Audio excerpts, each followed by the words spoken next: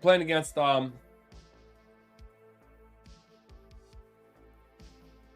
the Goblin King.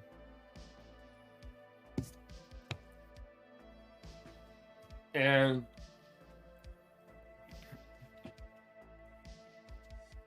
I made a mistake before, I'm not doing it again. I'm going to figure out what his dice do and how he plays, because there's no point in me playing through his campaign and then flipping over and realize, oh, he does this one thing that I should have prepared for.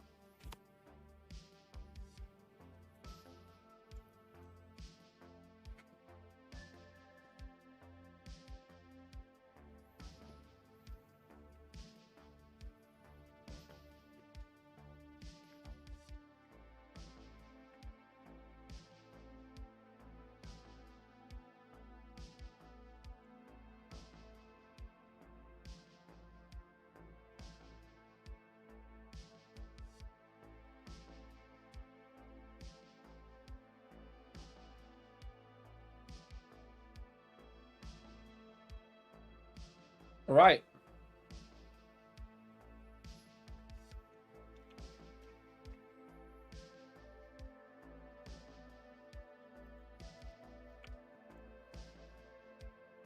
I think we've got it figured out pretty well.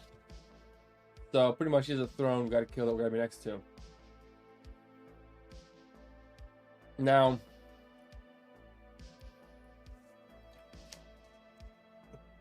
my other thought is, how much health does he have? 9 health, 3 defense dice, and 2 attack dice. Okay. So it is storming here in Pennsylvania.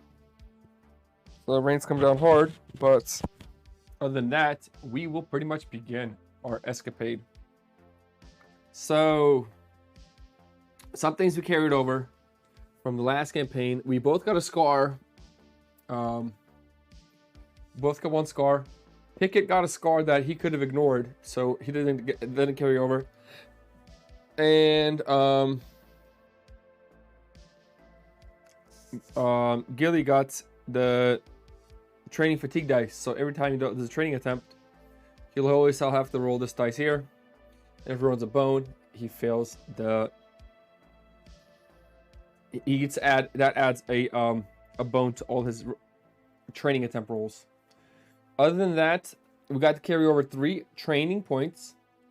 So for Pickett, I left the health, the advanced swords, and the defense. For Gilly, I gave him wound snare, multi-range, and +1 defense dice. Other than that, I think everything else is pretty set up straightforward. And then also we drew a random one, which is the Goblin King. That we did that yesterday when we finished off the stream. We have 8 days to get 6 progress points. And normally for the Goblin King, it's 12 days to get 8 progress points. So we're starting behind the ball a little bit. The only question I did have that I was thinking about was in regards to what else. If my dice or training things carry over, do they stay in?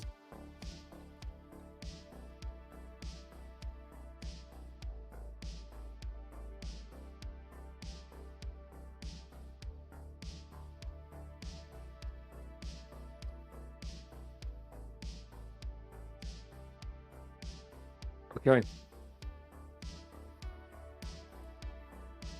I'm guessing we just take the dice back. Use information in campaign card, draw your tyrant, and create an encounter deck. Perceive the other game setups as normal. If playing an adventure heroic adventure mode, you may take an applicable HP stat increase or training points after resolving a carry over for each adventure, which we are not doing that. So that's one thing we won't be doing. But I think we're ready to start. So let's go to day 1. Yeah, that's my recommendations. If you're playing this game, just look at the Tyrant right away. Don't play the game and be like, well, when I get to him, I'll get to him. You're going to save yourself like 3 hours of headaches. Also, another thing in the game was, what I did wrong, I'll talk about was, which towards the end we kind of talked about it on the last stream, but when a Tyrant attacks, he's only going to roll ever 1 defense dice. And that's going to be, so he's going to roll 1 defense dice once. Tyrant die. Each tyrant with a chip on it has a unique tyrant die that is rolled once per tyrant's turn. Roll this along with its attack and defense dice. So that dice only gets rolled once. We rolled it over and over and over.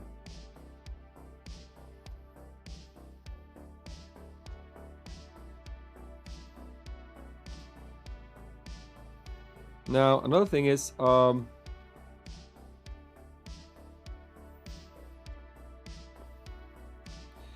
multiple baddies.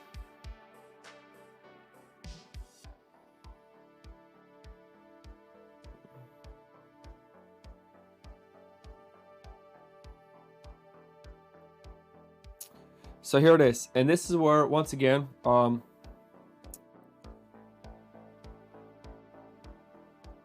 backup plans, icon trigger on baddies roll at least the number of bones shown.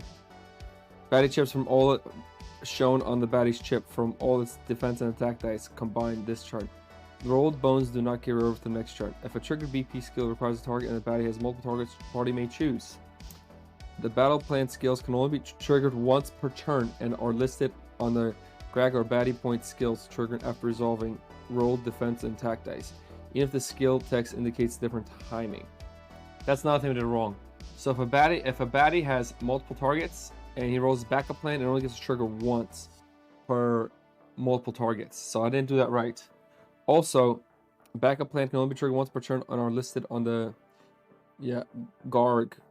Backup plan triggers are resolving roll defense and backup skills trigger after resolving roll defense and attack, even if the skill text indicates different timing.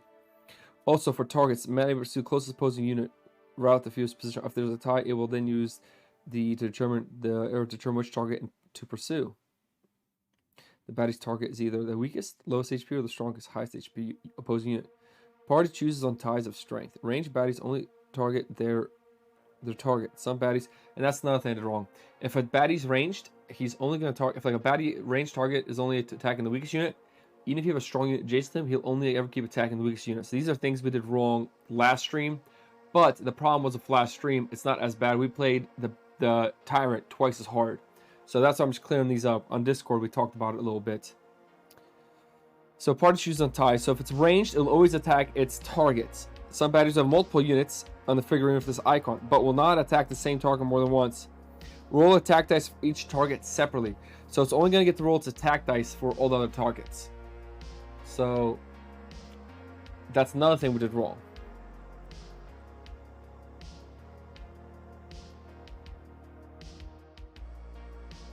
Baddie with this or double symbol adds one or two 5-point baddies to the top of the baddie community when entering the battle mat. Okay, so that's the two things, a couple things did wrong, and we got that figured out. So, and also the Tyrant, he only gets to roll his dice once per turn. We didn't do that. We rolled the Tyrant's dice every time he attacked a different target on his turn, and we rolled his defense dice every time.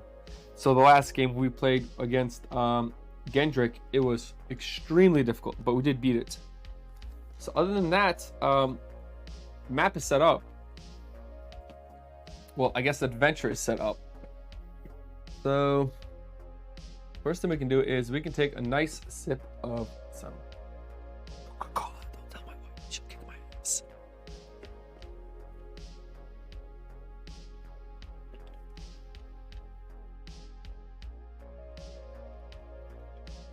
All right, here we go.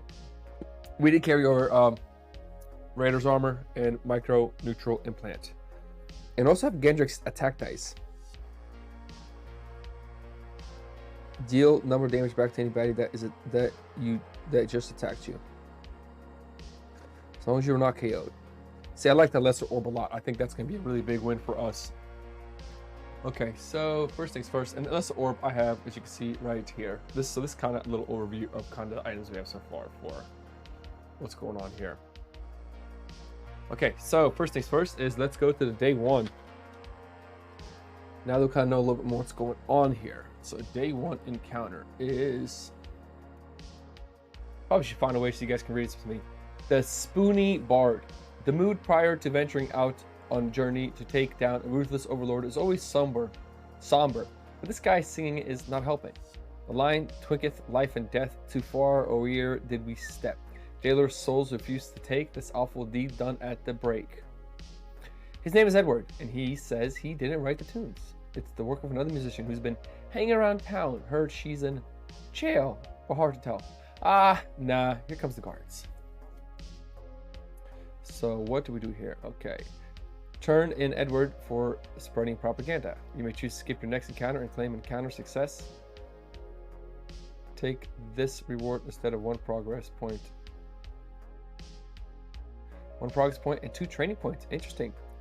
Explain to the guards that Edward was simply sharing an example of illegal lyrics, you know, so that you wouldn't accidentally start singing them yourself or something. Edward thanks you and offers you a secret tune. Treat this card as loot. Ancient melodies. Before start of any non-tyrant battle, party gains surprise. Single use.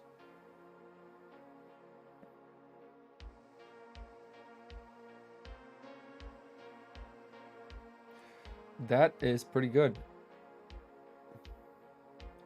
Or top one is you may choose to skip your next encounter and claim encounter success. Take these rewards instead. 1 progress point and 2 training points. That's also good.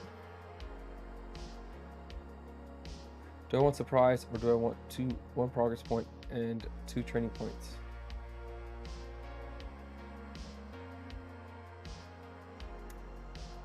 Yeah, so what we're gonna do is we will but I do want to get surprised because I'm fighting against the birds now.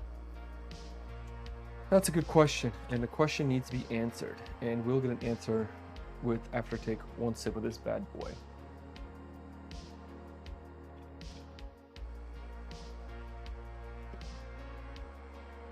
Do we take surprise or do we grab another loot card and go with the flow? I think as much as I do want surprise, I think we need to get our health up really bad for these missions. So we're going to do the top one. So we're going to turn in Edward for spreading propaganda. So that is going to give us both of us 1 loot card. So we'll get 1 to pick it first. Heal self for 1 in battle at the start of your turn.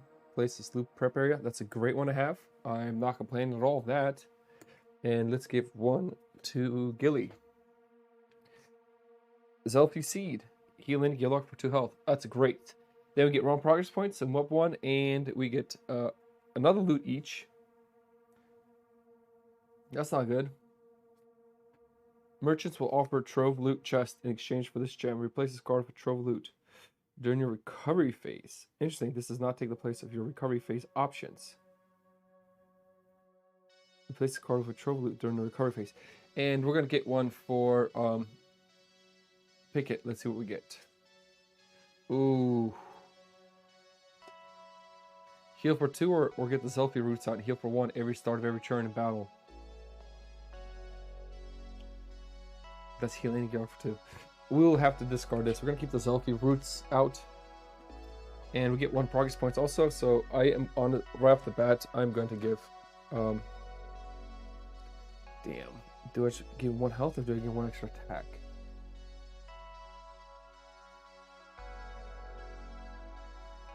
Actually, you know what? We're going to give him 1 dexterity. And for Gilly, let's give you 4 health first. Okay. I think for Gilly, we're going to have to go with 1, 2, 3 dexterity's fine. Let's just go with, let's just do it. Let's just give it 1 extra health just to play it safe. Or do we want to go for something a little bit more returning fire? I mean, the question is, what type of baddies do we have? Is there a lot of ranged baddies? Yeah, let's get returning fire. That's what we'll do for Gilly. Okay, day 1 is done. At the end of the day, we are going to what can we do? Replace card during your recovery phase. And I think we are technically in recovery phase right now. I just want to double check. Yep, so we're in recovery phase. So we are going to merchant offer you Trove Loot chest in exchange for this gem. Place this card for Trove Loot during your recovery phase. This does not take place of your recovery phase options. So we're going to do that. We are going to give Trove Loot. And I don't really have Trove Loots. But for this trove loot, and we can both attempt to pick it. So this is the first time we're actually picking a lock. Don't know if it's going to be a good thing or a bad thing, but whatever. So let's have Gilly attempt to pick the lock. Here we go. Okay, so what do we got? What's the sign here? I don't really pick locks often. That's my problem. So we'll see what we got going on here. Reroll. Reroll any one action die, also initiative. Okay, so that's to reroll. So we got the 3 lever. So that gets the first one unlocked. Now, the next question is... locks must be solved from left to right. Locks you open, stay open for even future attempts. If you fail on opening a starting lock of any attempt, you're able to make a second attempt. Once per day. Let's see me face a rather easy trouble. 2, 2, 2, 2. That's 3 locks. Easy difficulty. Work left to right. You need to open 2L first. Because you're starting lock for this attempt, you get a second chance to roll 2L or more for 4 lock dice. A typical attempt would proceed as following. Roll your 4 lockpick dice. Resolve initiative dice. Follow results. Die result. And use it to help you decide which action result you will use to on the current lock. 2L. The total dice you have chosen to use. Only 1L dice will work, and compare them to the lock. A tie is better, or better is a success. You may now immediately move to the next lock. However, you may only roll your initiative die and unused action die for this next lock. Okay, so I can re-roll these 3 here. Shit, and that's a trip die, isn't it? Well, you know what? Before I do that, let me re-roll my trip die. What? Why the hell would I do that? Okay. Let me roll my lock die. My lever die. Okay. And I failed the first attempt, so we're going to try to do this locked attempt a second time. So, because on the first one you failed, you have a second attempt, so let's do it again. For Gilly. Okay, well, we got the 3 locked there, so we're not going to roll that. We're going to re-roll this one here. What's that, 3 force? And what is this one? Treat the lock type LTF of 1 action dice as locked up of any of your choice. Okay. So we're going to make this 3 lever. So that's the first dice done. Now we need 3 trip. So let's try to get 3 trip on this guy. Oh, sweet. We did get 3 trip, but I'm going to re-roll. I'm going to re-roll this. So that was a 3 trip, but I'm going to re-roll this lever. Let's see if we can get that. 2 trip. Okay. So we got the 3 trip. Now we need to re-roll for the force. Let's see if Gilly can get it on her turn. 1 lever, 2 lever. That's not it. Okay, Gilly's done. And now we're gonna have to pick an attempt to lock picking here. So we need 3 force. And force is, which one's the force? Force is this dice here. All right, so he's going to re-roll this dice here. Come on, pick it. 1 trip. Let's re-roll it again. 3 force. We got it. So trove loot is unlocked. And let's see what we got for this trove loot. That is manual. Reduced by 1 the lock difficulty of all locks your party encounters. I don't know if this is a good one, honestly. This kind of is not going to help us out in this quest. So, but it is what it is.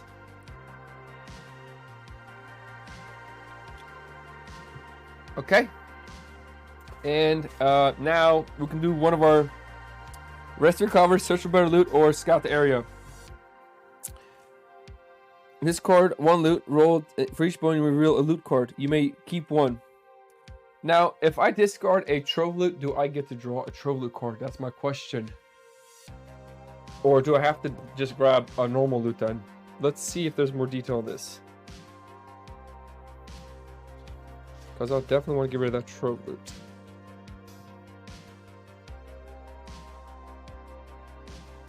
Loot. Okay, loot area, loot 14, 21, 29.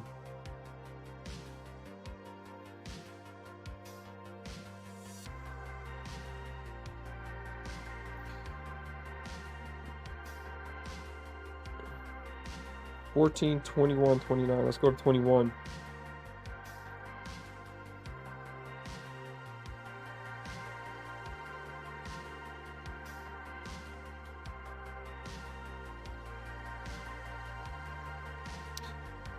Permanent, do not discard. Do not discard when used.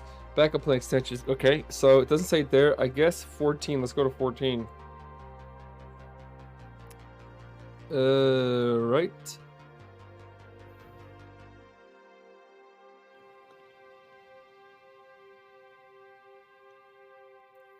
Loot area. Gearlock loots they can store to the right of the gearlock. Each gearlock can hold the 4 trove loots. When out of a spot, choose 4 spots worth of loot and discard remaining cards. Trove loots are always take 1 spot. Lock trove loots. Loot and trove loots is fully explained on page 21. Now, it does explain it, but can we discard a trove loot for another trove loot? That's my question. I guess let's go to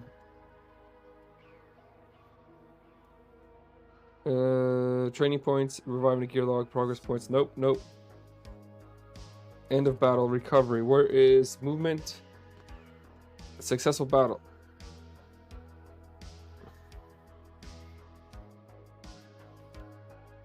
Man, I'll tell you what, this rulebook is kind of... Let's go back to end of battle. What happens at the end of battle? Okay, here we go.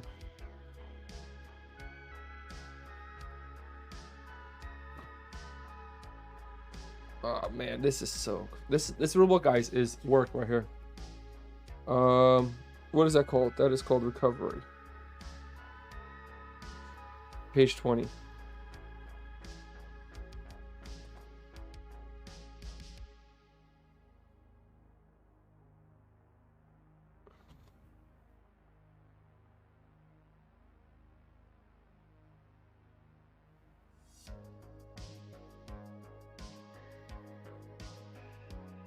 Page 8 and 9.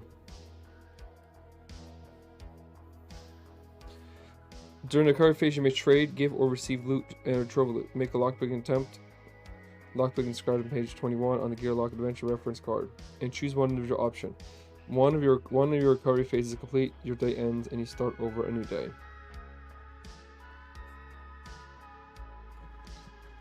Yes.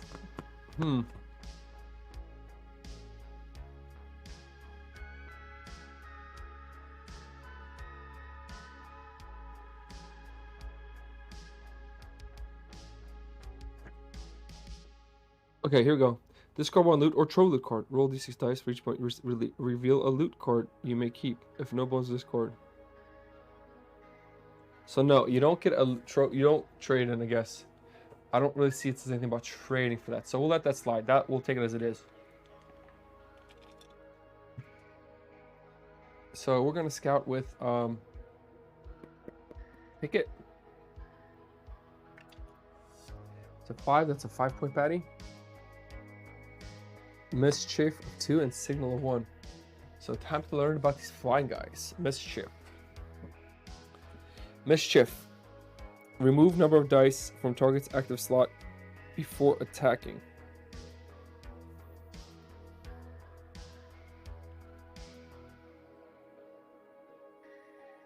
Oh, I see.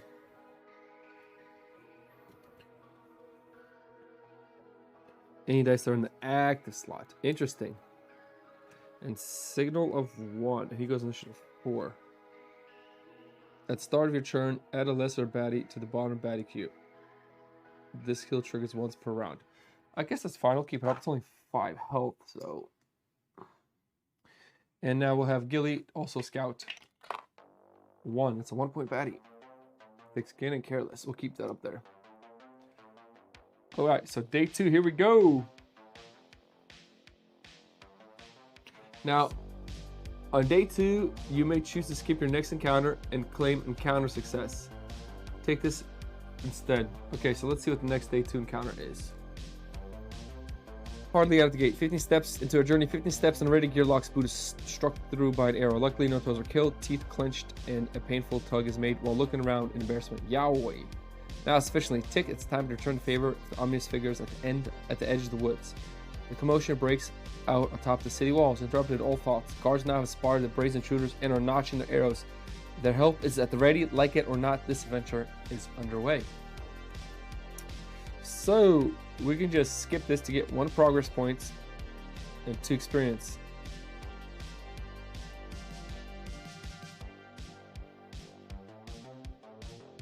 We are going to do that. We're going to skip this. We'll get 1 progress point and 2 training points. So 1 progress point and 2 training points each. I like that a lot. So we're going to bring this up to 4 for Gilly, for Pickett, and we're going to add also 1 health in finally. So here we go, Gilly. I mean Pickett. Also, 2 for Gilly. Gilly, let's try to get your attack up. So we have to roll this dice with everything. Here we go. That's a failed attempt.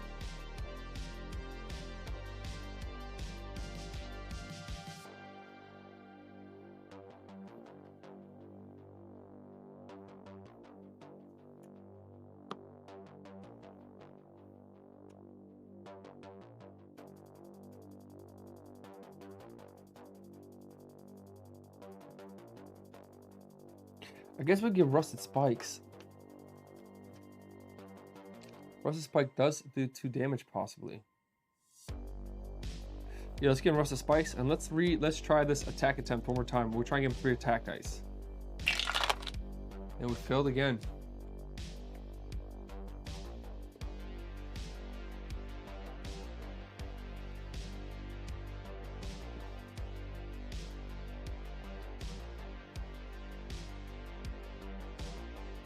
Let's get the Wolverine.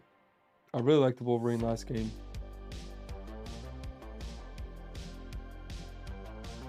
Okay. And then that is it for the day. At the end of the day, you can rest, recover, trade loot. I do think I'm going to get rid of the locksmith manual. I don't see how it's going to benefit us at all.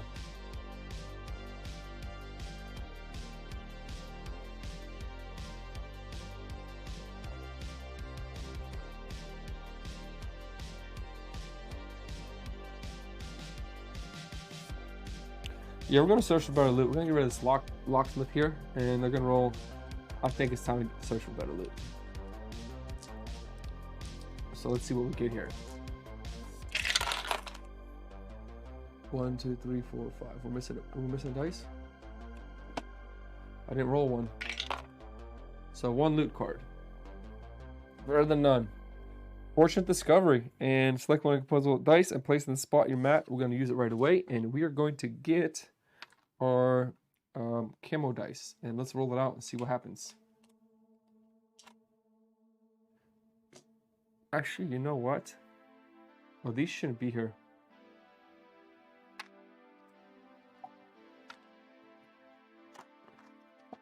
Let's get let's get the mech dice. Plus or minus 2, it goes to the lock slot. And Pickett will scout on a 5. That's another 5-point pad we can look at. Inspire and Terrify. What is Terrify? QRST. After this unit is attacked, place a Terrified die on the attacking unit. Until the end of the next turn, if a unit has Terrified effect die on it at the start of the next turn, you may not target the unit with skill Terrify.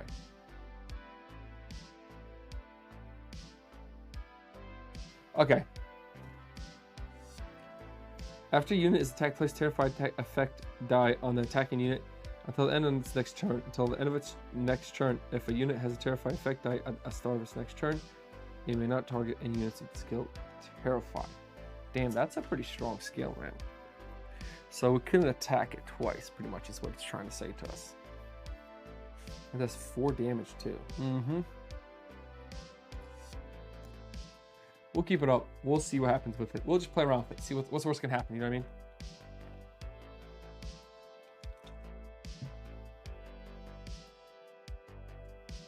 Right.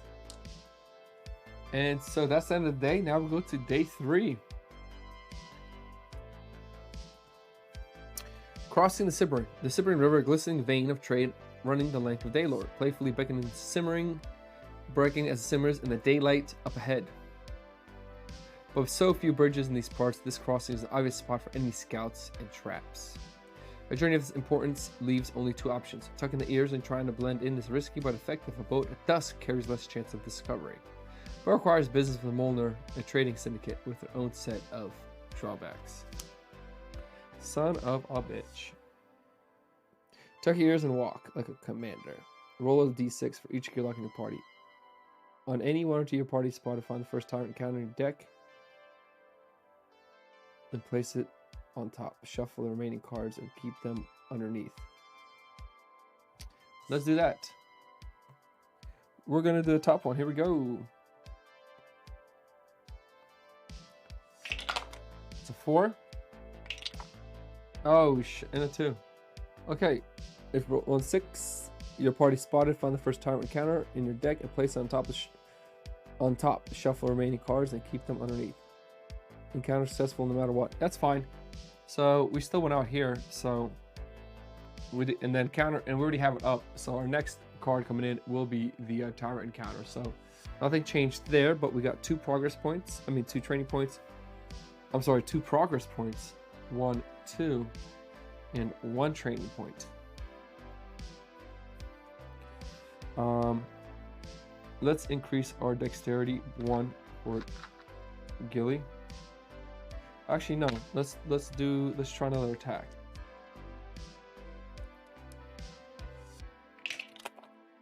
Yes. That gives him 3 attack. We're gonna leave it there. And now we're going to try and pick it. I think it's time for you. 1, 2, 3, 4. I think it's time for you to get +1 attack dice. Pick it. Here we go. All right.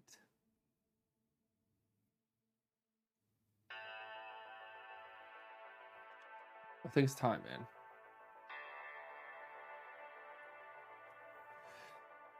All right. And now we are at the end of the 3rd day. And we can do a couple things. Trade loot. This and that.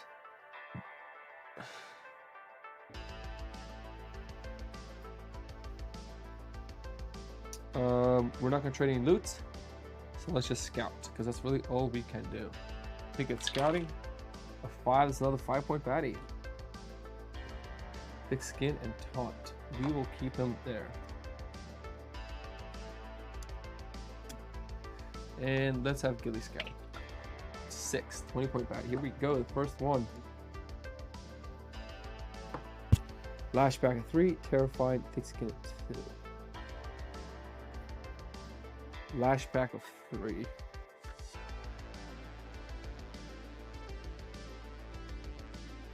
Anytime she is damaged by adjacent opposing unit, this unit will do damage back so long as it was not defeated. That guy's 7 health. Let's put him. This is a 20-point baddie.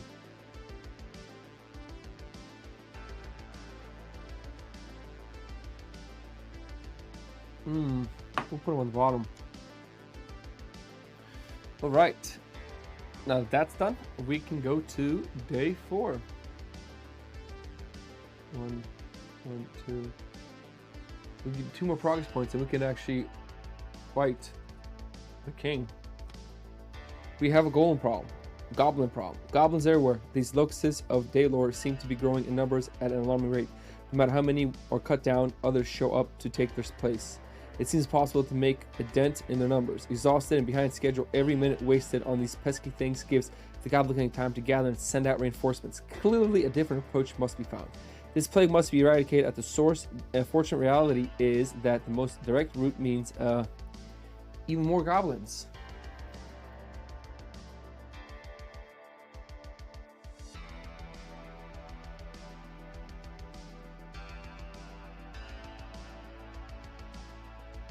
Press on, the Goblin King will soon be within reach. Baddie queue. Party wants to add a 1-point Goblin type baddie to the top of the baddie queue. Add a 1-point Goblin type baddie to the top.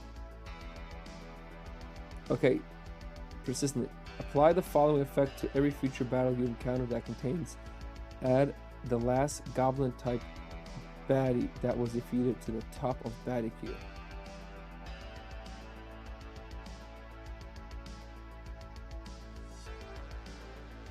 So I guess the question is, if I lose this, do I not get that?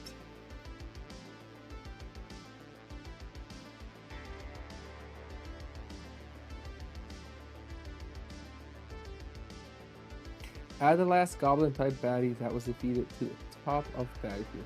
And the goblin is, which color is the goblin? I think the goblins are the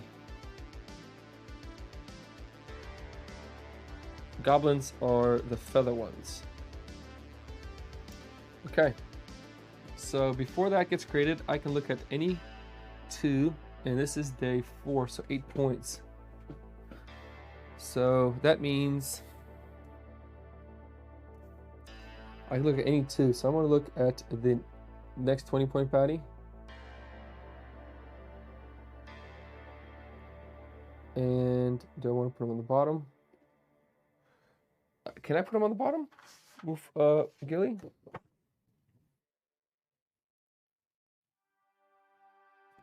I can. So I'll cycle to the bottom of the stack and look at the next 20-point baddie.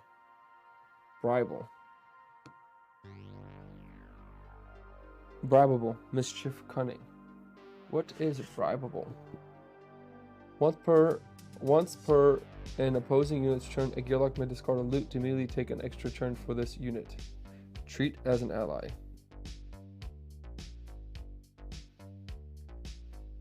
Once per an opposing unit's turn, a Gearlock may discard a loot to immediately take an extra turn for this unit. Treat as an ally.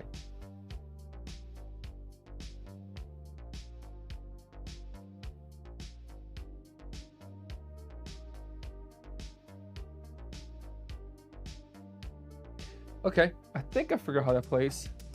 We'll keep that on top. 5 attack dice. Wowza.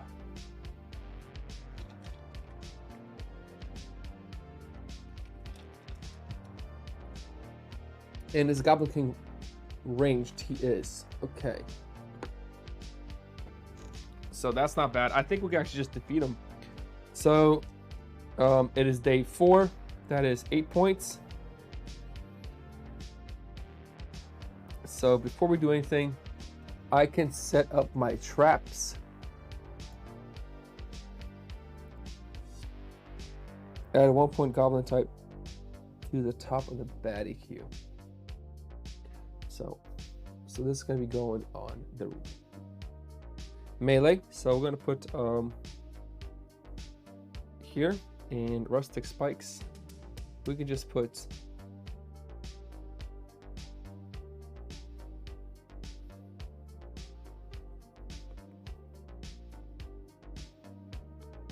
we'll just put also there. Okay, so baddie queue is 5, 6, 7, 8, and then add a 1-point goblin.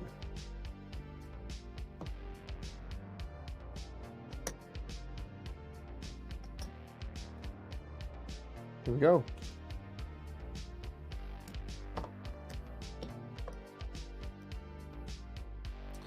Okay, so this guy comes off first, which is cunning. What is cunning? 1 health also. Wow. This guy comes out with 5 health. Okay, that is the goblin spear, sapper. Triggering both of those, and then thick skin, careless. And what do we got here? 1, 2, 3. Recover and careless also. So purple is a 4. Blue is a 5.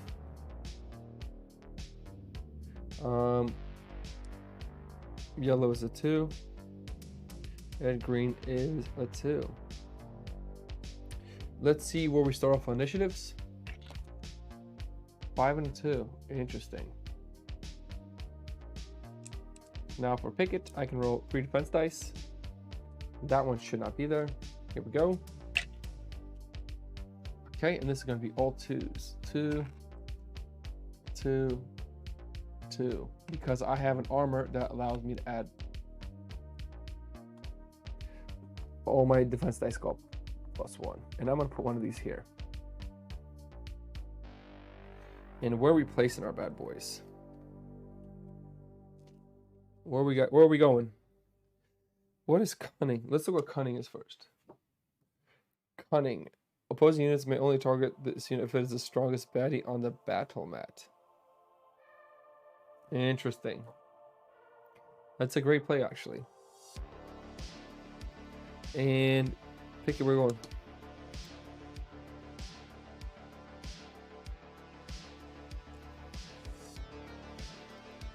So like that. So round 1, here we go. First thing to go first is going to be Gilly.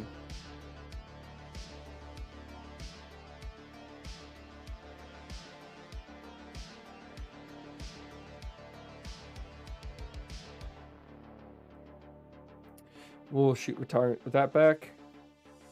1 defense dice and 1 attack dice. And we are going to attack. Oh wait, and before anything happens, this guy has to roll these dice, see what happens. So it takes 2 true damage. This is a bone, but it does take 2 true damage. I'm going to shift left to the right, and I will do that. Okay, awesome. So Gilly goes first. We got 3 dexterity, and I think we're going to do that. We're going to add returning fire, so let's do that. Alright, so attack back for 1. We did 2 damage. And my target, who was it going to target? I didn't choose my target, but it's fine because once on your turn you may choose a target after rolling your dice. So I'll just do that now. So we're going to attack.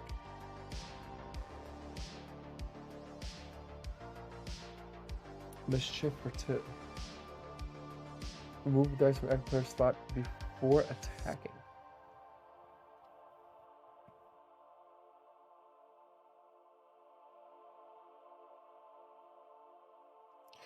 Yeah, I guess we'll just attack this guy for 2. Okay. Nice play by us. Blue guy's gonna go. He is going to attack Gilly with 2 attack dice. Doing 2 damage. And we get to, if I'm correct, this is where it gets interesting because Gilly's actually kind of strong. But after a non-adjacent baddie attacks you, roll attack dice, returning damage. Last entire battle. Bonus from attack cannot be used as a backup plan. All right, so we get to attack back because we have the returning fire, doing 1 damage that kills a cunning guy. Very nice. And that's kind of why I wanted to bring that out there.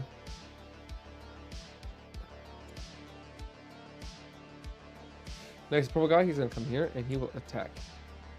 Pick it for 3 attack dice. There you go. Whoops, let me roll these in here. So 1, 2, 3, 4 damage. And this is before he attacks, he removes 2 dice. So boom, boom. So 1, 2, 3, 4 damage. Interesting. That is mischief, if I'm correct. Move dice from the slot before attacking. Yep.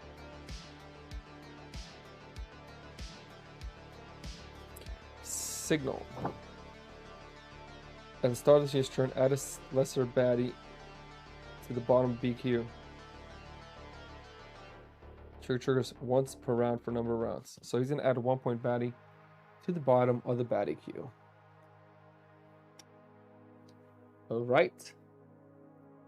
Now, Piggy gets to go. Damn.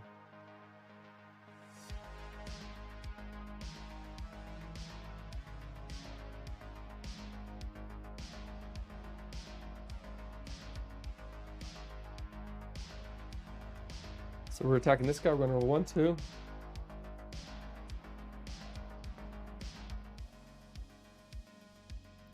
Three, 4. Yep, and we're going to attack that guy there.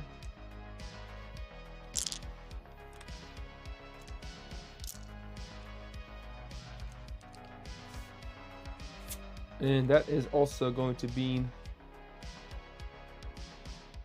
add number total damage applied to your target lasts for the entire adventure. So we did roll 1 damage and 3 bones. So we're going to do 1 damage to him, which does kill this guy.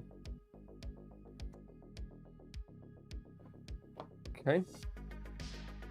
And we did roll 3 bones. Oof. That's not good.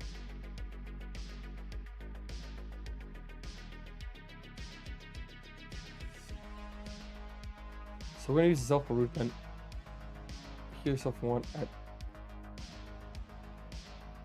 That doesn't go for 1 damage up to 2. I don't think we're gonna use the Zelfa root yet. We're not gonna use it yet. So, but do we want to use these 2 bones, or do we just want to leave on the side for now? We are gonna try to reuse them. All right, yellow guy's gonna go next. He's gonna come 1, 2, and he's going to attack me with 1 attack dice, doing 1 damage. And now the green guy's gonna come over, attack for 1 attack dice, doing a bone, which is careless. He takes 1 damage. All right. That's not bad. That's not bad. We're gonna move forward pretty good. And now round 2.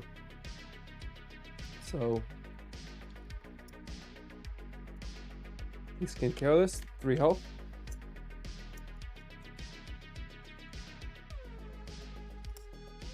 Oh, break. 5 health.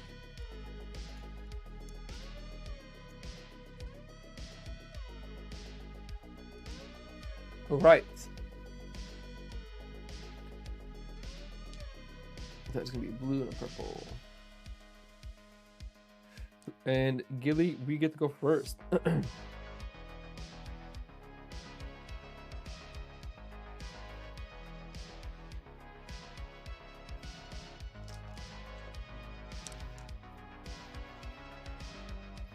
We definitely need 1 more dexterity for Gilly.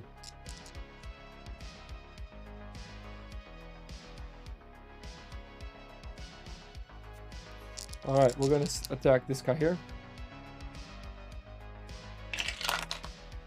Okay, so 2 damage, which does kill him.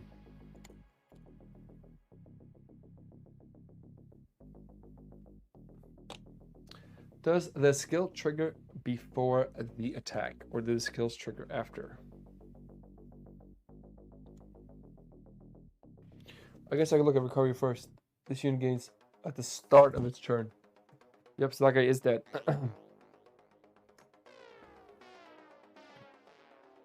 Okay. And then we have another bone and 1 shield, though. Should we use that? At this point, we might as well. We'll use this up, and we will get the mech.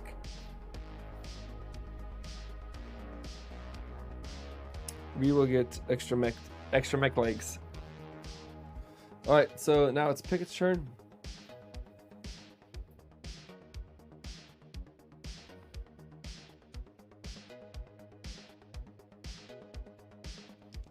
One, 2, 3, 4. We're just gonna shield up. We're just gonna shield up for this turn. All right, so we got 6 shield.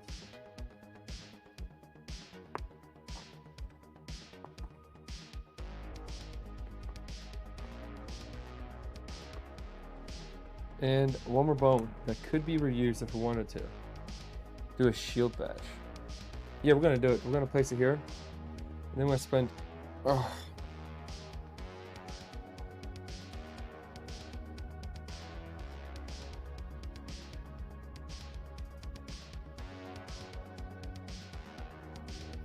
Technically, couldn't I put this in here for now? Put that bone in. Shield bash. Doing 4 damage. This guy here, which kills him.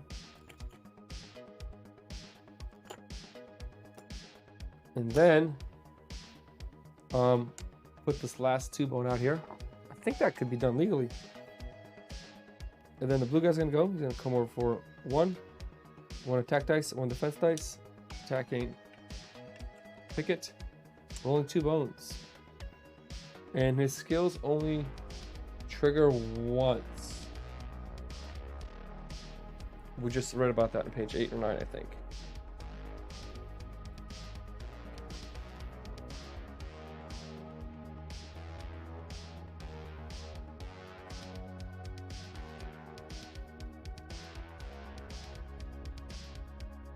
Yep, only once. So he does just take 1 damage. And now Break can come here. He's going to attack me with 1 attack dice. 1 damage. Dropping our shield down to 1. Okay, and now it is round 3. And Gilly, we get to go first with you.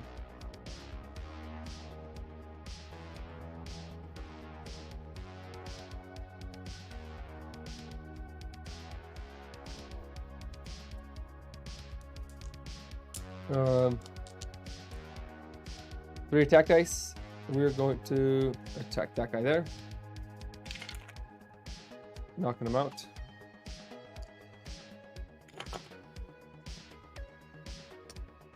Okay, and then next is gonna be Picket's turn. Get to roll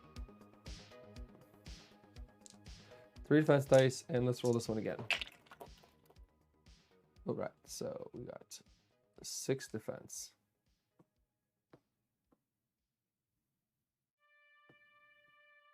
Two, 4, 6. I think we'll be good for a turn. All right. Blue guy's gonna go. He's out. And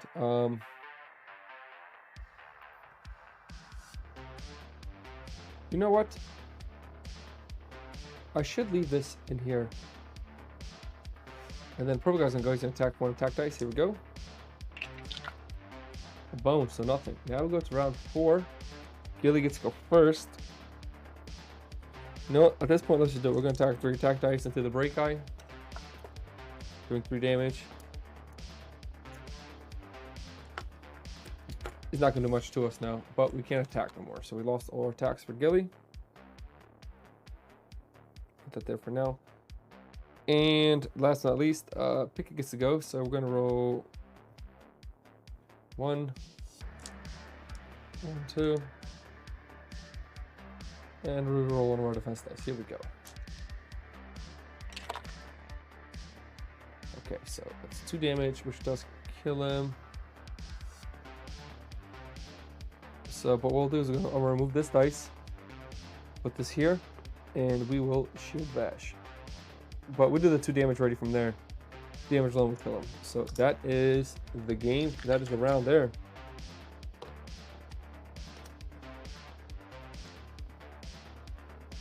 Okay. So that is the end of the day. First things first is these get removed. This gets removed. This gets removed. This gets put back. Forward snares. Yeti. And I'm still missing a dice. Return fire gets put back. And my snare. Here we go.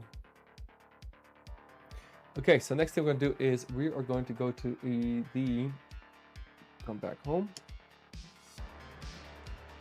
And let's see what we got.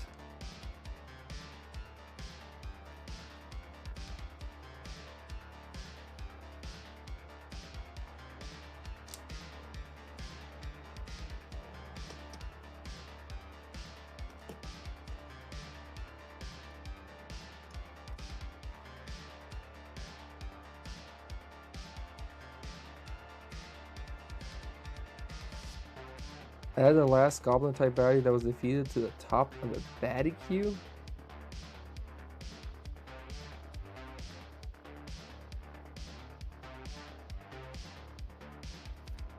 Let's go with this guy here. We get 1 progress point, 1 loot each. We'll go Gilly first. Multi-use turn your alien on lockpick attempt, 1 extra dice. And now we're going to go to pick it.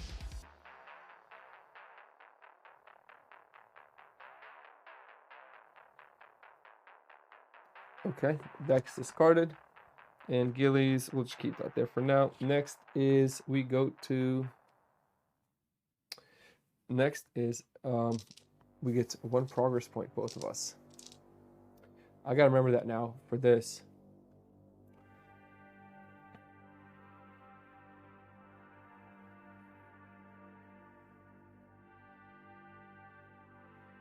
Yeah, dexterity for sure here.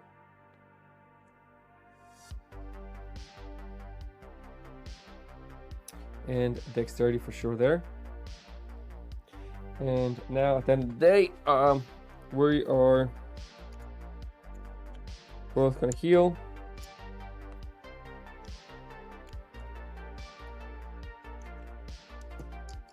Okay. And that is it for the day. Let's go back to now day 5. We're cooked. A campfire last night in such a dangerous region was a bad idea, and we knew it. Freshly roasted meat was simply too big of temptation, and we're paying for dearly. Every path we've tried has been blocked by numerous enemies. Mostly every creature in the area has taken note of our presence, and we've been pushed right back to our campsite. As our enemies close in on us and the sun begins to set, perhaps we survive until nightfall, and we'll be able to slip away into the shadow amidst the chaos of battle. I'm gonna close my window because actually my window's not even open. Yeah, but it's getting chilly in here. Okay. Night can't come soon enough. Baddie queues. Add number of points equal to party size. Each round begins with 4 baddies on the battle mat. If baddie queue is empty, add an additional 1 point baddie directly from the battle mat from battles. Baddie stack. Battle is ended at round 5. Encounter success is achieved if at least 1 gearlock remains in the battle mat. Give it everything you've got. Baddie points add 5 points per gearlock. Prior to battle, each gearlock may attempt a single roll using attack dice and any skill dice that deals instant damage. For instance, for each point of damage rolled, reduce baddie's points by 1. Exhaust skill dice used this way. Calculate new baddie's points and proceed to battle.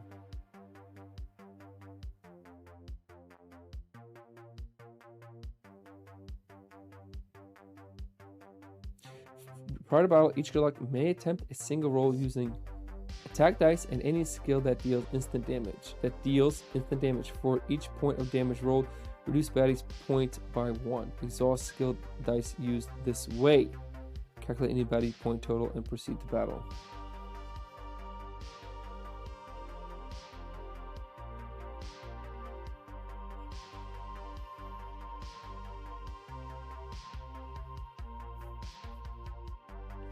Add number of points equal to party size.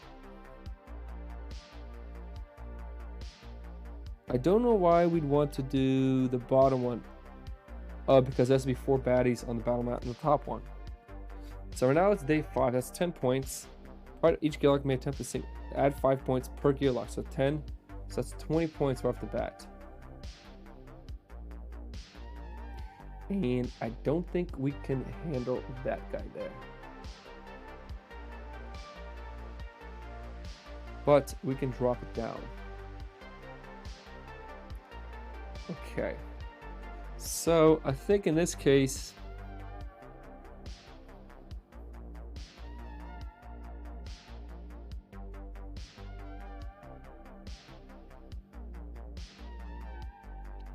battle is ended at end of round 5. Encounter success achieved if at least 1 gearlock remains on the battle mat. At the end of round 5. And that is 10. Add number points equal to your party size. 11, 12. And then plus another 5-point baddie on top. Add the first goblin baddie that you was defeated to the top of the baddie queue, which was this guy. Okay, so before we do that, we can scout ahead. So we're going to do the top one. We're going to just try to survive to round 5. So first we're going to do is Gilly can look at the next 2. Ooh, poison of 2. We're going to put that guy. We'll keep him on top. Poison at 2 though. Yeah, we'll keep him on top. Ah, that's such a tough one. Nope, put him on the bottom. And let's look at the next 1 point bounty. Blind Strike. What is Blind Strike and Inspire 1? Blind Strike. At start of turn, this unit deals number of damage to strongest adjacent unit. And Inspire. Next bounty initiative meter takes the turn immediately after this unit. Move their initiative die and is granted number of additional attack dice that turn. Okay. We'll keep them there.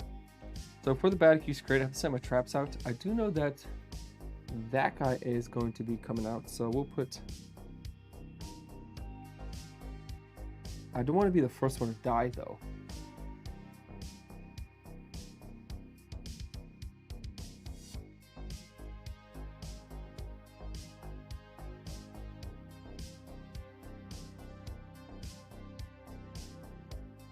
So that's what we'll do there for our traps. So that is going to be 10, 11, 12 points. 5, 10, 11, 12 points. And then this mischief goes on top. Okay, and let's set up the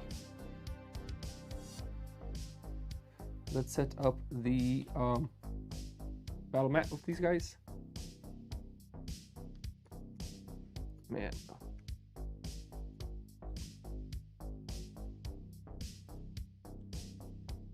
I need to knock out that guy, not first, technically.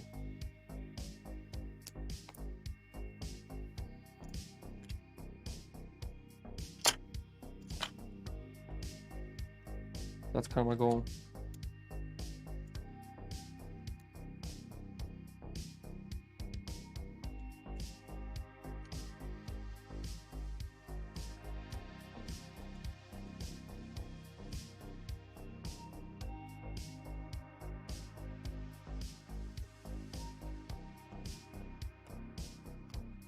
All melee too, interesting. Okay, so blue guy is on a 4. Purple guy is on a 4. Green guy is on a 5. Interesting.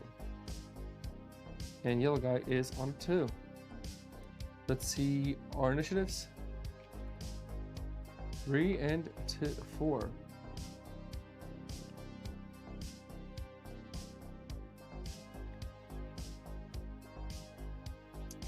Okay, and where are we placing these guys? So we're going to place Picket.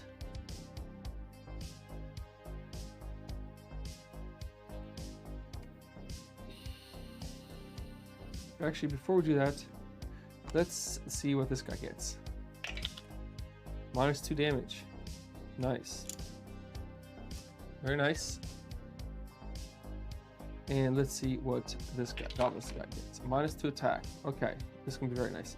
So we want to knock out, if we possibly can, none of these guys, because none of them are on the battle mat yet. We want to get out a signal guy. We need to survive for round 5. And it says that's defeated. That was defeated. Okay.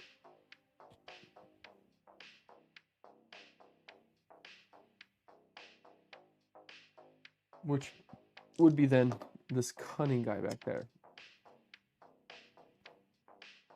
So, Gilly, where are we going with you?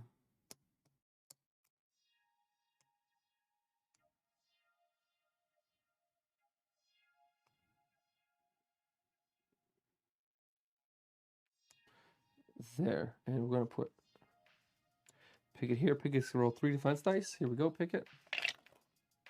And these all become 2-1-1.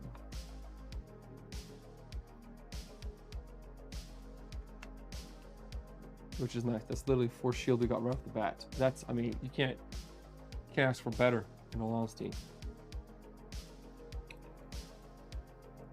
So first person to go first is going to be the green guy.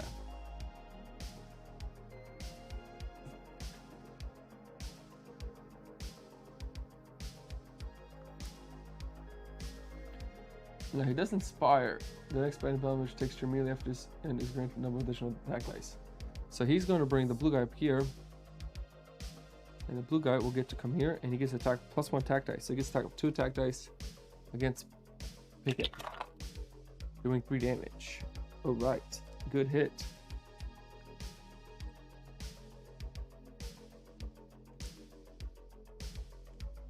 Okay, it is now Gilly's turn.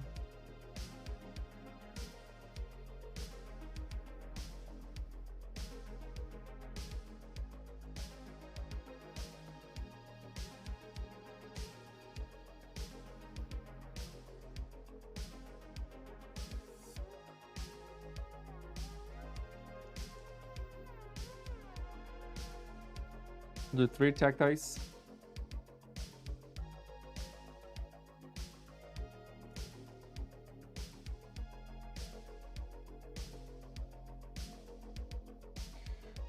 Oh.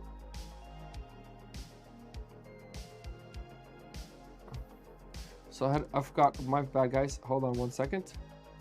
So he hit me for 3 damage, but the thing was, he has mischief of 2. Mischief means I remove 2 dice from my active slot. Remove number of dice from a player's active slot before attacking. So he remove these 2, and then he does his 3 damage, which I still get to block. Yo, what's up, Kerp? What is up, my man? You coming to play Company Heroes tomorrow or what? So that what happened there. And then Signal of 1, which is adding a 1-point baddie to the bottom of the baddie queue. Okay, now that he's done, Gilly gets to go. So 1, 2, 3.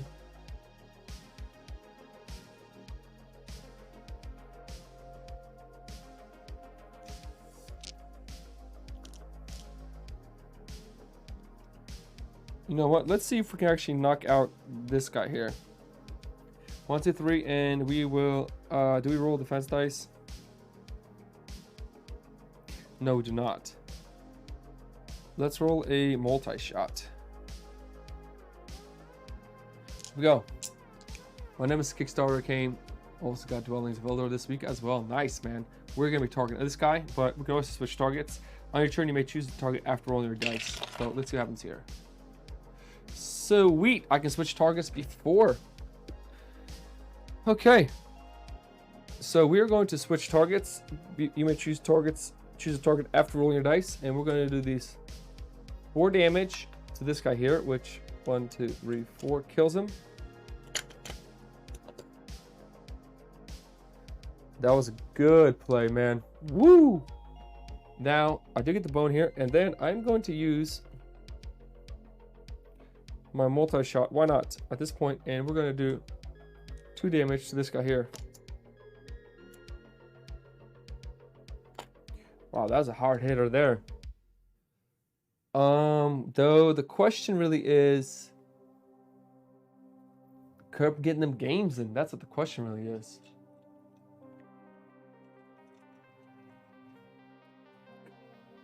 Oh, we also have the Tyrant die. I forgot about this. Deal limited back to anybody that just attacked you so long as they were not knocked, as long as you were not knocked out. That's not bad, actually.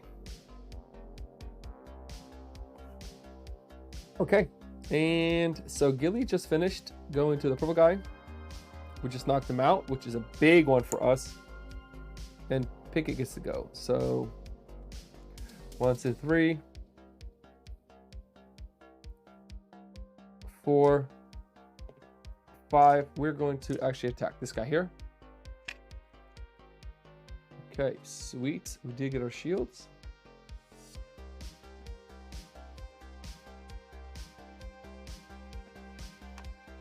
And we do kill him. 1 damage. Gone. Woo! Okay. Do we roll this bone?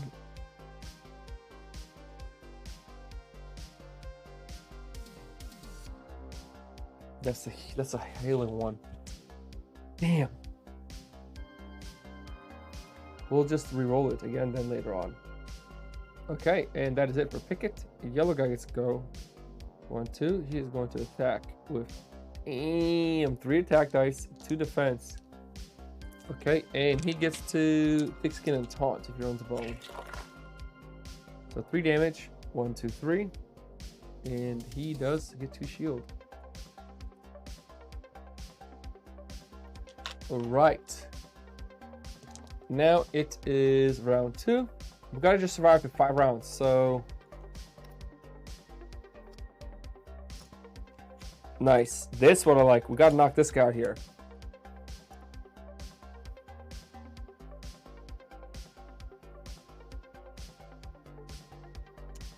That's what I like to see. We need those guys there.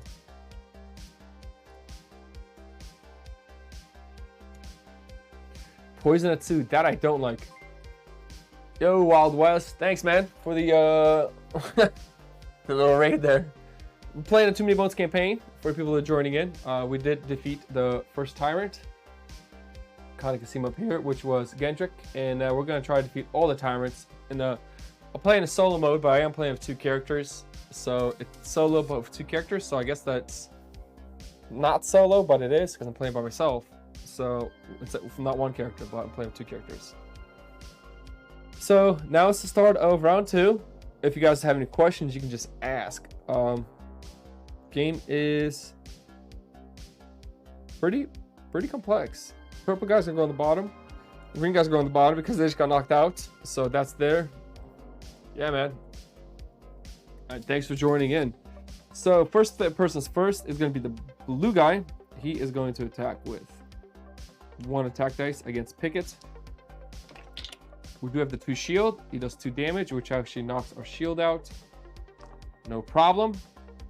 Gilly gets to go. Alright, Gilly, we need to hit. We really need to kill that guy, but the poison at 2 is going to be tough to deal with. So what we're going to do is we're going to roll 2 attack.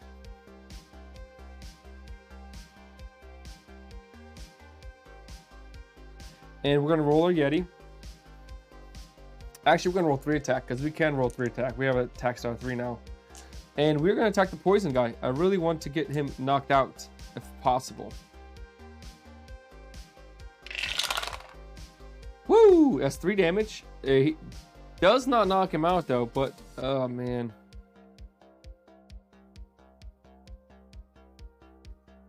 So that doesn't knock him out, but it does do 3 damage. I can switch targets.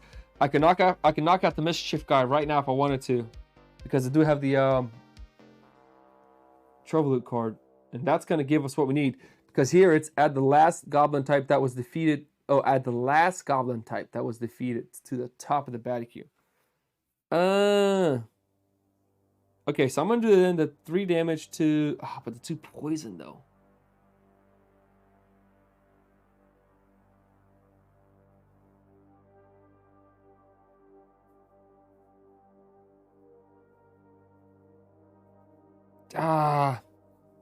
That's a tough decision to make, honestly. This guy really isn't. I guess he is the threat because he's taking away my defense dice.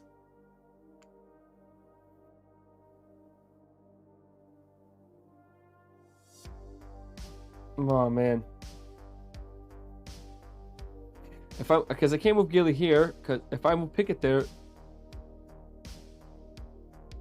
he's gonna die. So yeah, so we'll do the 3 damage. We're actually going to send the 3 damage right to this guy here. Bring him down to 2. Because it says add the last goblin type baddie that was defeated to the top of the baddie queue. Okay, so that's fine. We're going to be golden there to go. So that's Gilly's turn. We're done there. We did switch targets with the... And Picket gets to go. We still haven't gotten our healing or advanced swords back, and I really need them both. Let's go 3 defense dice. We're gonna go 2 defense dice technically because this guy's gonna knock them all out when he does attack. So let's go 2 defense dice. Actually, you know what? 1, 2, 3, 4, and 5. And let's just hope. Let's hope we get a sword or a health for us. Here we go. Oh, it knocked that sword out. Did you just see that? Oh man, whoa. It is what it is. I'm gonna take it like it is. That was something. So we're gonna put them there, lock slots. We did attack this guy, so I could, if I really wanted to. That's 1 damage there, and 2 bones. I could shield bash.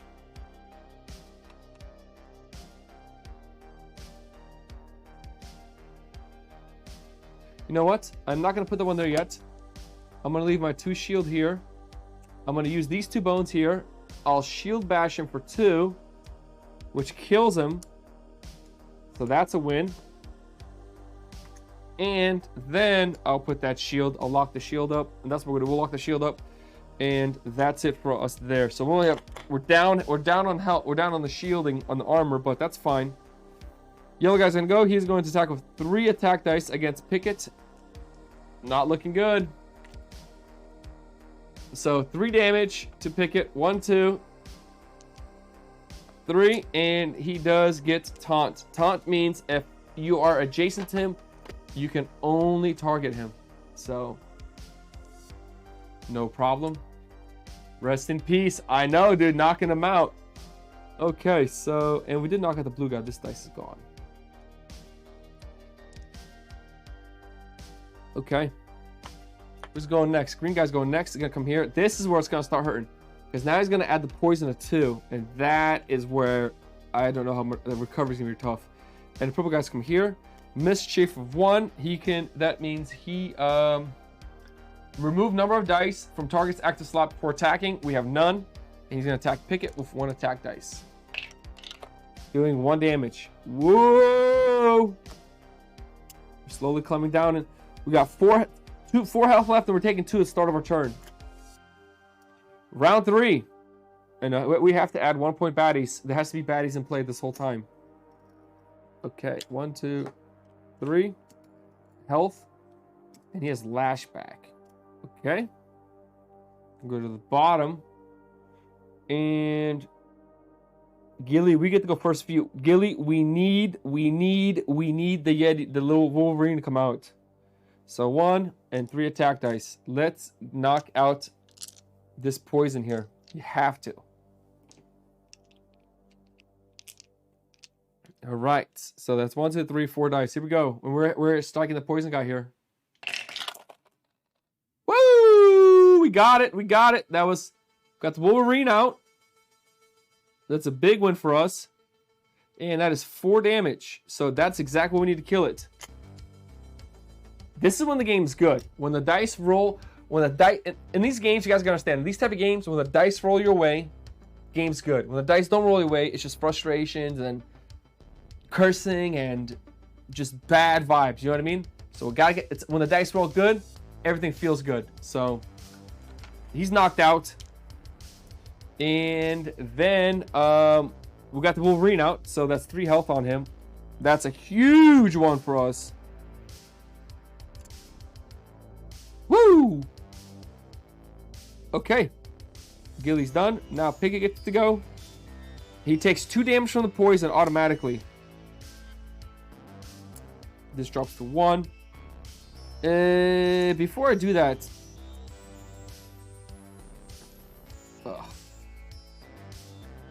I'm almost thinking... Definitely big energy. Well, this game's definitely big energy. I'm almost thinking I should heal him for 2. 1, 3, 4. That give him full health, and I get rid of this. Yep, we're gonna heal him for 2. Heal it. Oh, right. So we're gonna heal him for 2, and then he's gonna take the 2 poison, so he doesn't. So nothing happens to him. And now it's his turn. I did use a shield basher. These dice were supposed to come back. I made a mistake there. Should have marked it. Okay, Picket, we got to do some work with you, man.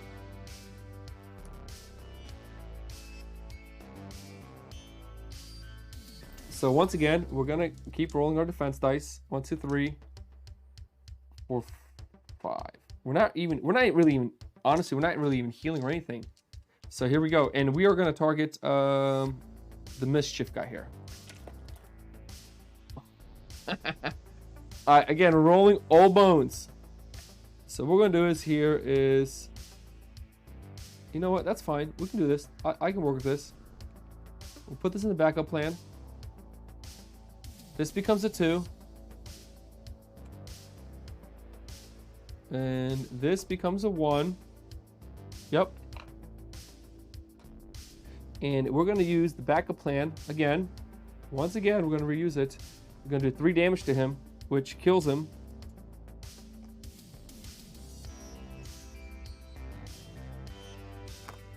And that's not bad. That really isn't bad for us. I think we're in a better spot now.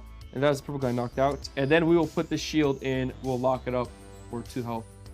Or another 2 armor. We've rolled this dice already 6 times. Well, we rolled these dice non-stop. We've got nothing but bones. Nothing but bones. Not working in our favor, but we'll work for what we got. So next is the yellow guy. He's going to go. He is going to... Oh. We got to rewind. We got to rewind.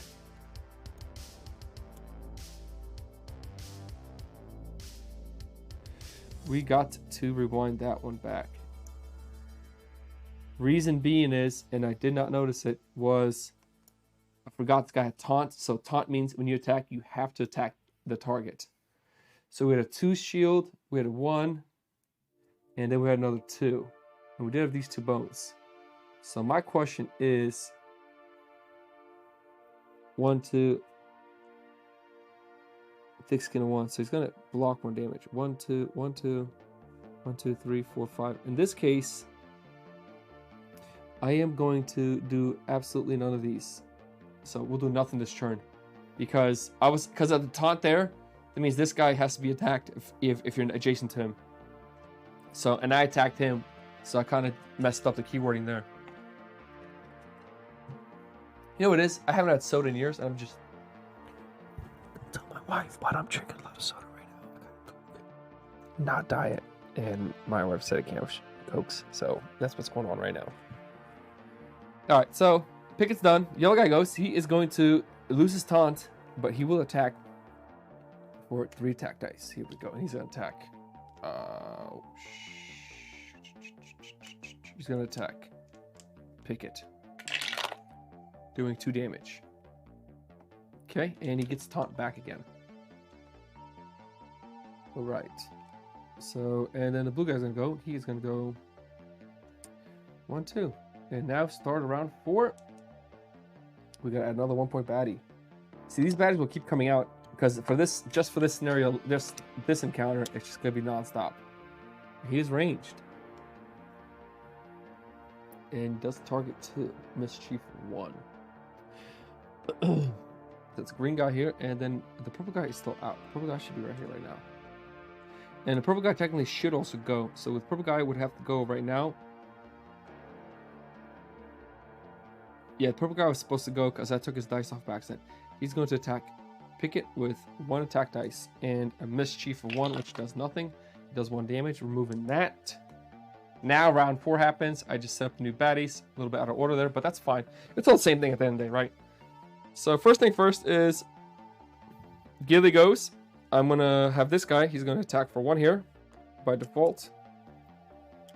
He will just attack for 1.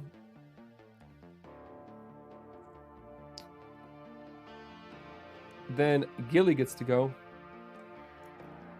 Okay, so it's the last one we kill. We don't have fire back yet. Hits multiple targets too. I don't like that.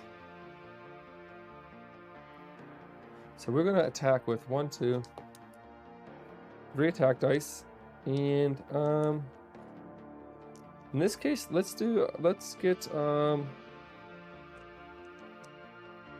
defense. Why not? Roll defense in. Here we go. And we are targeting. It doesn't matter for us technically for Gilly because I can change targets. So we're going to target that guy for now. That's 3 damage. And that does kill him. And so he's done. And we do get 1 bone. So bring guys out. And next will be Pickett. Now we're in a better spot because we still can roll 3 shields. So Pickett has to attack him if he's going to attack. That's a problem. We're going to roll 1, 2, and 1, 2, 3 defense dice. Pretty much our goal this mission isn't to kill everybody. We just need to survive at the end of round 5. That's what we got to do right now.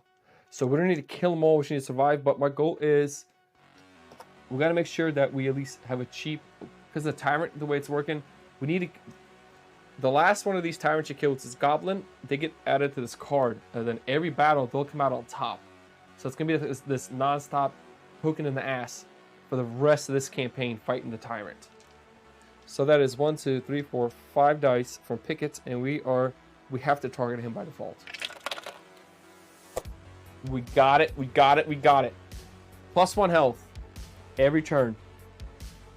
And +1 damage every turn. That's what I wanted. And that is... Oops, that was a bone. That becomes 1 shield. And both of these become 2 shield.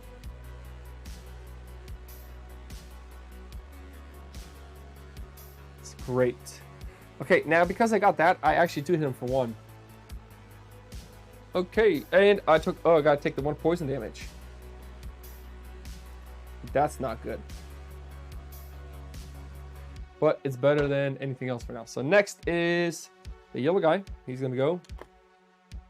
And he will attack Pickett for 3 attack dice and 1 defense dice. Here we go. I mean, we have a million shield. 5 damage. 4, 5. Oh, well, not anymore. He just took all our shields away. And he rolls a bone, so he does get the taunt again. He has a taunt back on him. Blue guy gets to go. He's gonna go 1, 2, and then purple guy's gonna go. He's gonna attack the weakest, and in this case, it's a tie I can choose. I'm gonna have him attack my Yeti for 1 attack dice, doing 1 damage. And the Wolverine's also, this Wolverine, he's hardy, so he only ever takes 1 damage from all the attacks per turn. And now it is round 5. This is what we gotta do. We just gotta survive till the end of this round here. I think we'll be fine. Another lashback. Interesting. Interesting. Okay. Oops. Round 5. It should be this. Okay. So first thing first is Gilly gonna go. His Yeti's gonna attack for 1 again. And I think I actually cheated last round. I was because I needed to pay 1 bone to keep him in play. I'm gonna remove my die that I rolled for my. Did I roll defense dice? I don't know, but I'm gonna remove that. The thing was, to keep my pet in play, they got a little symbol here. That means that I have to pay 1 dexterity every time for Gilly on his turn to keep that pet in play. And I'm pretty sure I knew I didn't do it. I'm pretty sure I didn't do it, so I'll do it now. So now his dexterity is only at, it's 4, but I have to take 1 away, so it's down to 3.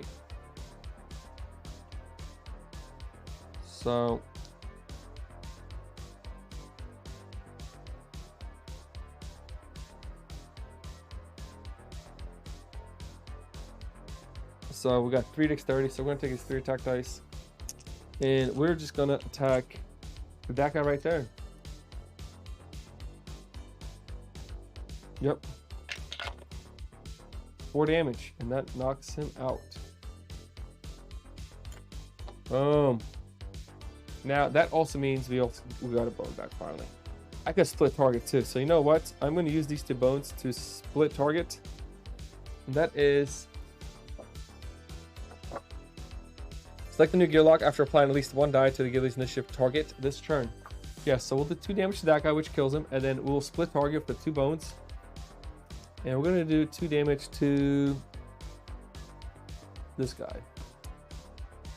Actually, no. This guy.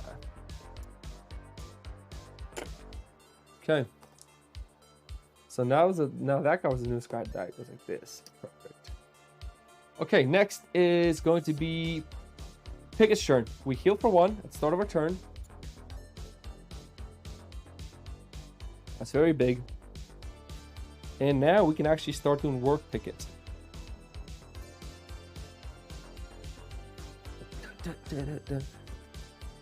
So we got 5.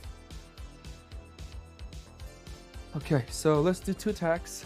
1, 2. Should we just kill a lash out guy? No, we're gonna stay right there. We'll do 2 defense. Actually, no, we'll do all 3 defense. Why not? So our target has to be him again because of taunt.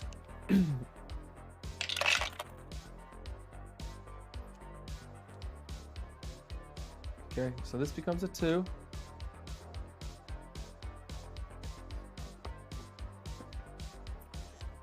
So that's 1 damage.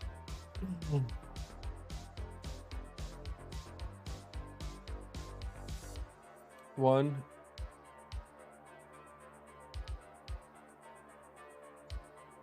Damn, those guys get to attack also. 1. Okay, so I'm gonna put these 2 for the bones. So 1 damage is gonna go right to here.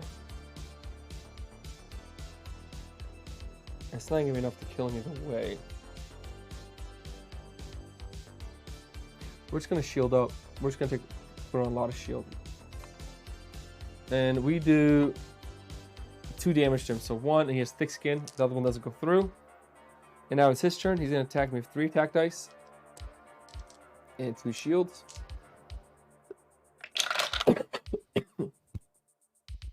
That is 3 damage.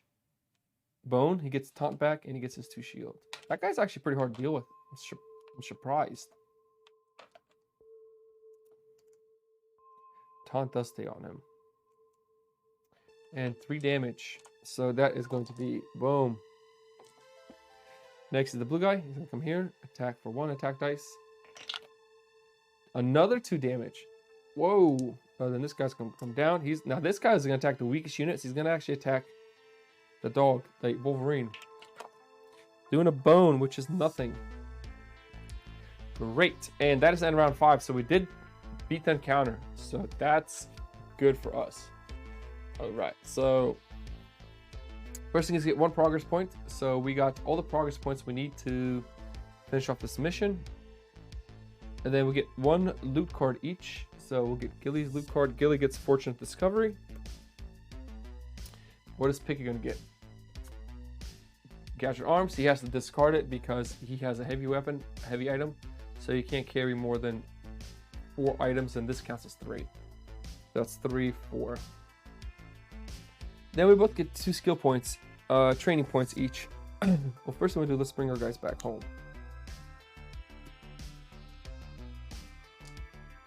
And any guys that weren't, I think any guys that weren't defeated go back on top of the stack. I'm pretty sure that's the ruling.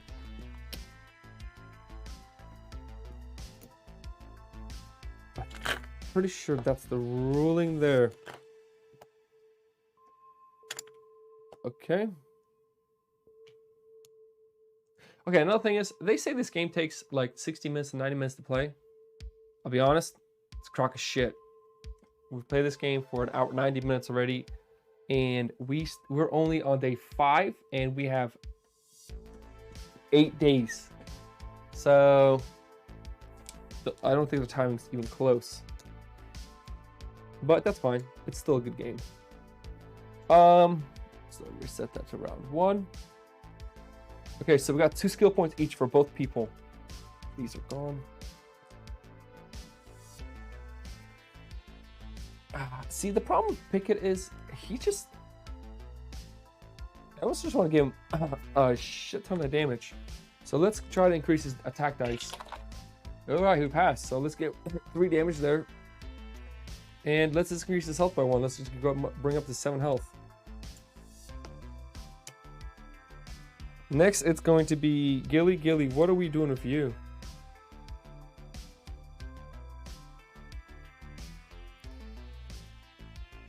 You got 2 of them. We can get in the zone. Where's my Wolverine at? There he is. Or we can just bring out a bunch of the Falcon. At the end of this unit's turn, place a flight effect die on it. Where the effect is already there, remove it. While flight, this unit is untargetable. Okay, so I'm not sure how we're going to run this one. 2 skill points for Gilly. Do we get 1 extra defense dice? 1, 2, 3, 4. 1, 2, 3, 4.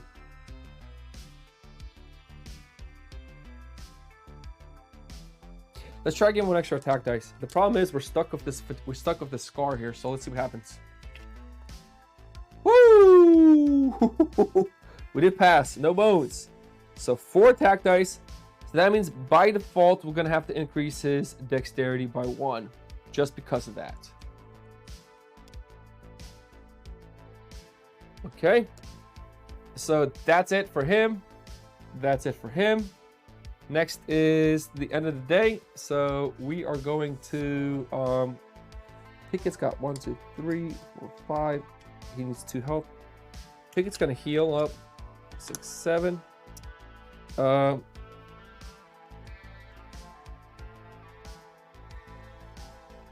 Gilly, we're going to discard this loot and we're going to search for better loot. So that's 6 attack dice. 3, 4, 5, 6. How you guys doing that on a Friday night? 1 bone. We get to look at 1 loot card. Flesh, bog, meat. In battle, heal yourself for 5 HP, then add 2 poison effect dice on your gear log. I'll take it. No complaints there. Okay, and that's the end of the day. Now we go to day 6. We have, technically, if we're looking on here, we have 8 days to get 6 progress points, and we have 6 progress points, and it's day 6. Let me just double check if that's correct. 1,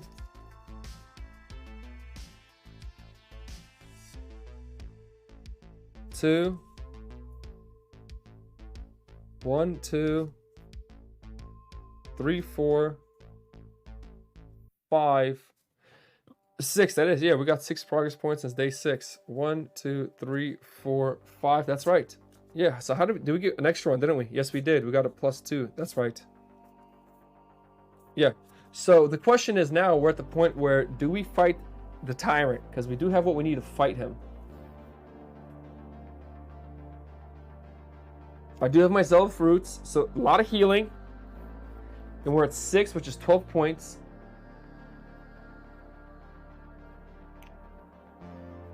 Do we take on King, the Goblin King?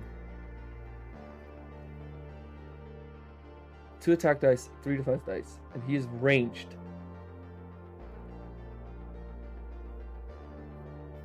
Gil's gonna have a hard time fighting. I think what we're gonna do is, at the end of the day, we're still not done technically because we can still trade loot. So I'm gonna give Zelfa Root to Gilly, and Gilly's gonna give him the Flesh Bog. So we'll do that, and Gilly, 1, 2. Yeah. So now do we decide? Are we gonna fight the Goblin King, or are we going to? We're just gonna straight up fight him, or do we not? He's at 9 health, and he attacks 2 targets at once.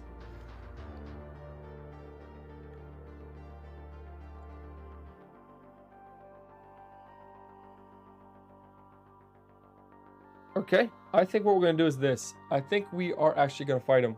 Why not? So first things first is let's get the king card out. Let's see what happens here. We're gonna fight him. Set up throne on lane 1 range position using lane 1 marker and 3 HP.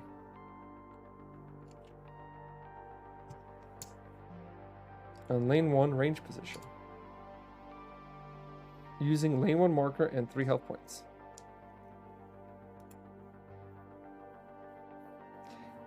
Place the Goblin King and his HP on top of the throne. Well, this is gonna get, now this is asking me questions now. Can I place my traps there? Because this is Gilly's unique function. They're placed before battle and do not cost dexterity.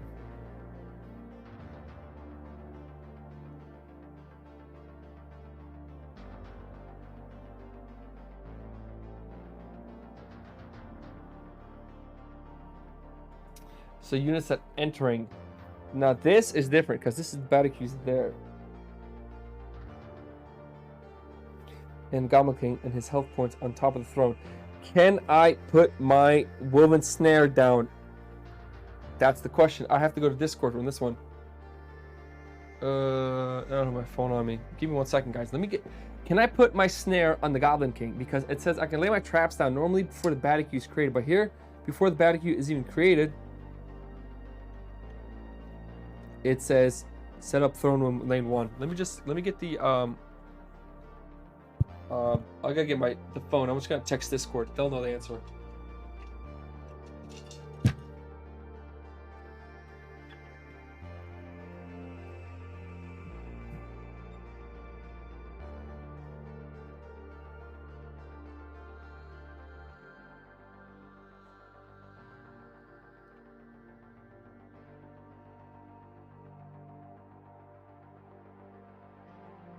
right. All right, let's see what they say. Let's ask Discord. Let's see what the Discord channel says. We're gonna figure out what's going on there. Discord. Bones, here we go.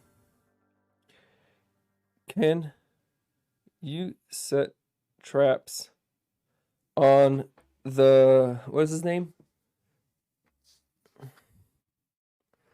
On the Goblin King, since he comes out before the battle queue is created. Set ghillie traps.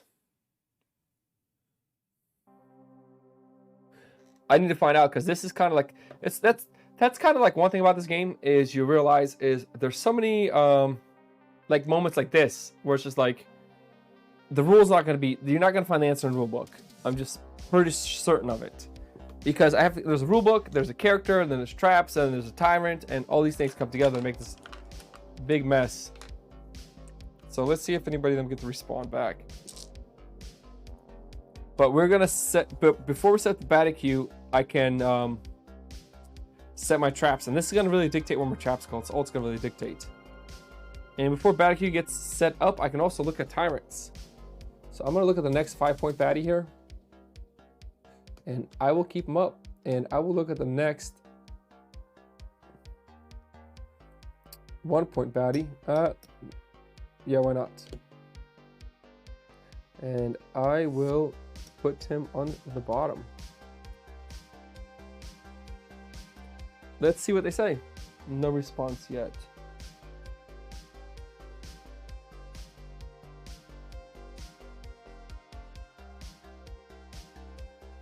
We'll see.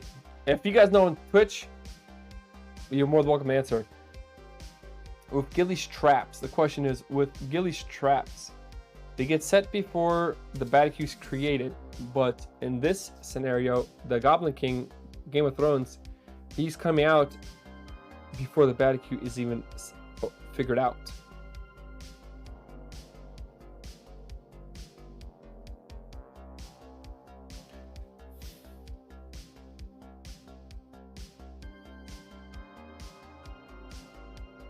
It's a strange question, but I want to beat him. Okay, so what I want to do for now is I'm gonna say, just dictating wise, I'm gonna say that yeah, we can do it. So we'll just say we can do it. So I'll put the snares on them. I will put this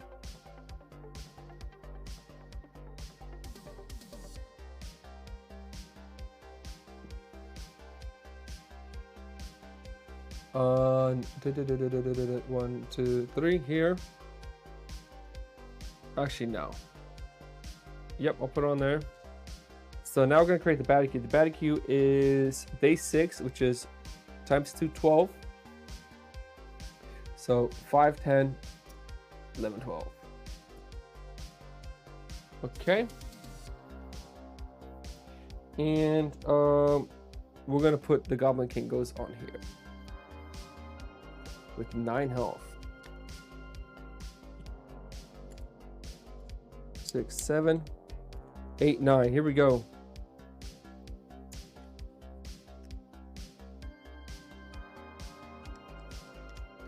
Okay, now the ruling is throne will only take damage from adjacent opposing units and must be destroyed before the Goblin King can lose health points. Goblin King's defense does not apply to the throne. The Goblin King cannot damage himself. Okay. So, and he's got Kaboom and the Tyrant. That's his dice there, which I found. And that's another thing. This dice only gets rolled once per turn, not once per attack, which we did wrong last time we played on Wednesday. I didn't get an answer yet from Bones, but we're just gonna play it like this, and we will see what happens. So next, we're gonna set up the other baddies. So this can be a 5-point. Oh wait, This guy goes on top. Persistent. Apply the following effect to every future battle you encounter that contains baddie cube baddie points. Add the last goblin type baddie that was defeated to the top of the baddie cube. It goes on top. 1, 2, 3. Okay. And the next 5 health here. He's gonna also trip the snare and 6 health here, and he will also trip the snare. Okay, so this guy is a 5. Okay, 5, 4, 4, 2. All right, we're getting a response back before I roll the dice. Let's see what they say.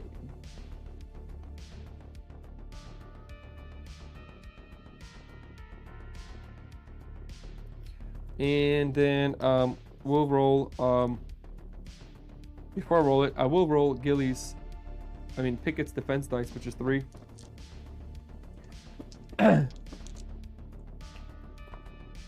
All right, so that's gonna be a 2, 2,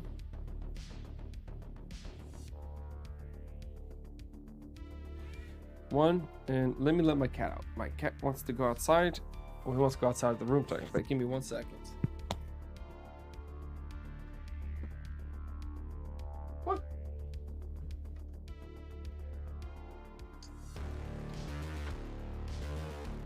Right. Oh, nobody got a response back yet, but we'll see. We'll keep an eye on it. And then, so I just feel bad if we're gonna roll our initiative, see where we start off in the baddie queue. 5 and a 3, not bad. Now, do we go above the Tyrant?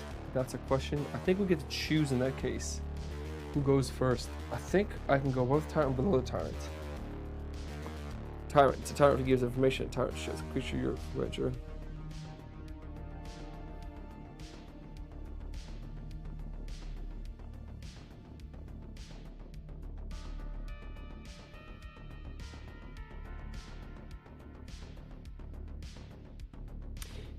Each player rolls their unique Gearlock ID die to determine their spot in the initiative. For initiative ties, they go off Gearlock. The party chooses who goes first. Sweet. So we choose, and I'm definitely want to go first before the Gearlock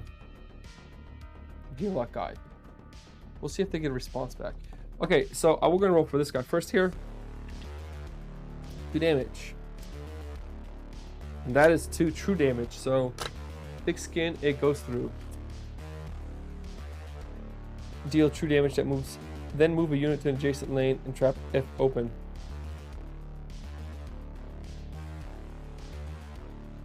I guess we have to move him. Okay, that's fine.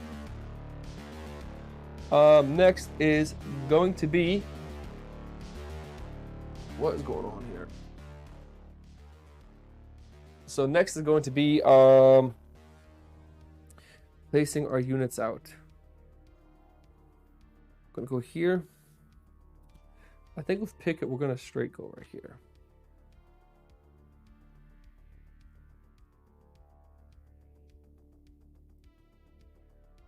I think that's where we're gonna do it. And then yeah, we get to start. So here we go. Oh. Another thing I could have done this, and I should have done it. I'm going to stake this -2 dice. I'm going to use it up. So we actually lose these 1-point baddies here, which I knew what they were. They get removed. And then technically, if I really wanted to, I could have done it again and used Fortune Discovery a second time to get it. But yeah, so we're set to go. We're set to fight the last boss. I didn't get a response back. We'll play it the way it is, and we'll see what happens. Goblin King's gonna roll this, and he gets -2 attack. And the reason why I ask is it's so important. I mean, that's Goblin King not being able to attack. That's why I really want to know the answer before I jump the gun to it.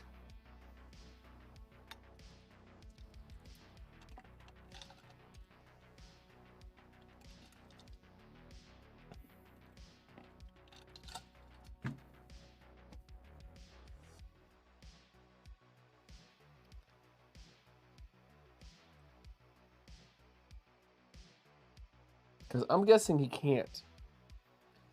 And, I mean, having a -2 attack on him would be magnificent.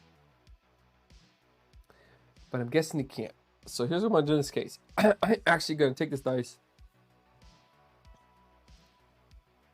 And I'm going to apply it to him. And I'm just going to re-roll it. Just because I don't know. And that's a bone. So, like, we totally went from big play wins to no play wins. So round one, Gilly, we get to go first with you.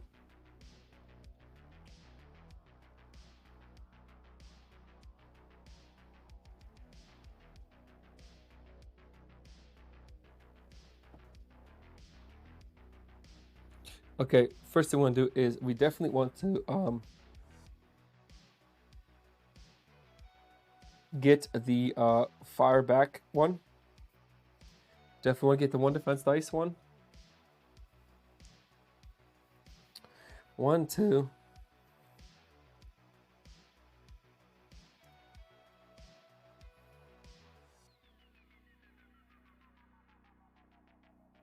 One, 2, 3, 4, 5. Let's do that. 1, 2, 3, 4, 5. And let's see what we get.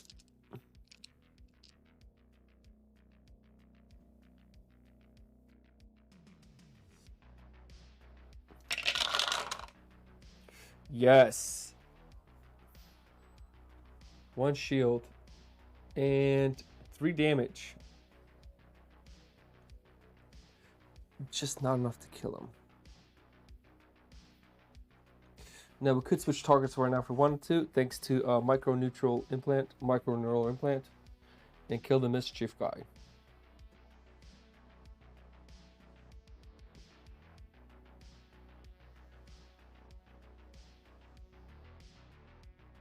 Which I think might be worth it.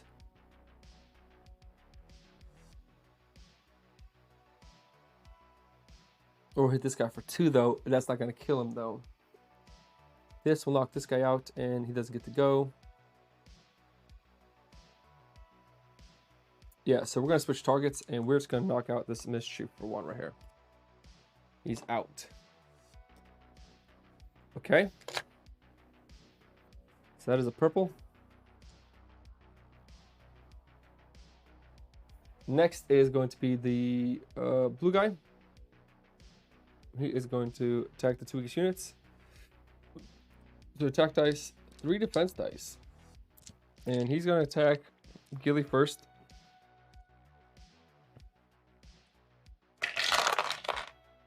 Okay, he does 2 damage. First thing is it applies the defense dice.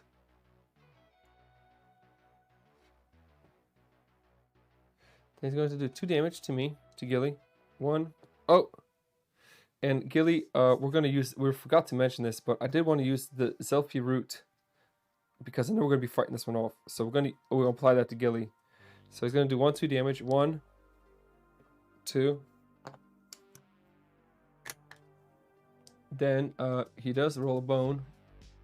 So bones go next, which is Kaboom. Kaboom is blast or gearlock suppositions.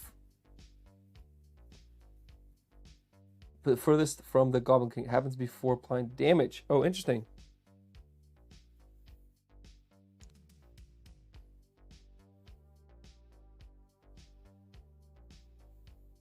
Okay. And then that horn goes off, which is call for help. Add a baddie to the bottom baddie queue. 1 or 2 parties 1 point. So 1 point baddie gets added to the bottom of the baddie queue.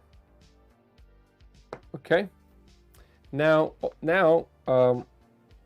we get returning fire for 2 from Gilly, so we're going to shoot right back, doing 1 damage.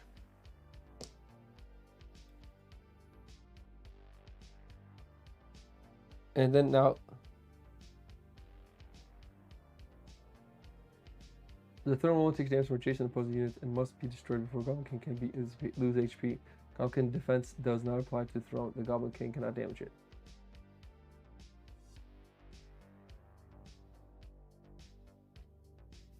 Okay, and now the Goblin King is going to spend 2 attack dice and he's going to attack Picket. 2 bones, but he doesn't trigger Kaboom twice. So that's kind of interesting how that plays out.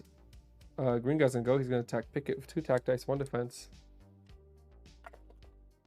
Okay, so he's going to do 1 damage.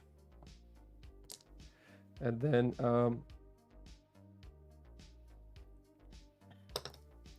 he's going to inspire, which is going to be the yellow guy here. And he's going to go 1, 2. He's going to attack with 4 attack dice. 1, 2, 3, 4, and 2 defense dice. Interesting. That's a thick boy. So 1, 2, 3, 4 damage, which removes all these. And then he is going to get 2 shield and gain taunt.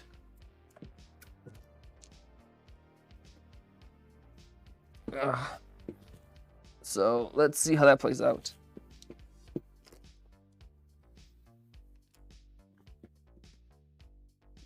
Okay, and now it is back to, now it's Picket's turn, finally. He has to attack him, he has no choice. We heal for 1, and we're fully healed. We do have 5. 1, 2, 3. 4, 5.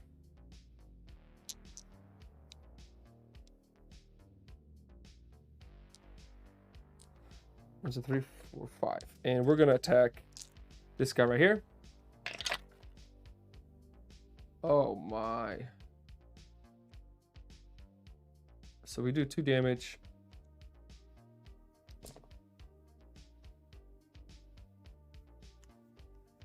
Wow, that was a really bad roll. Do need the 2 shield. I really need as much shield as possible. 2 bones. Do we want to shield bash him? Do we want to shield bash this guy?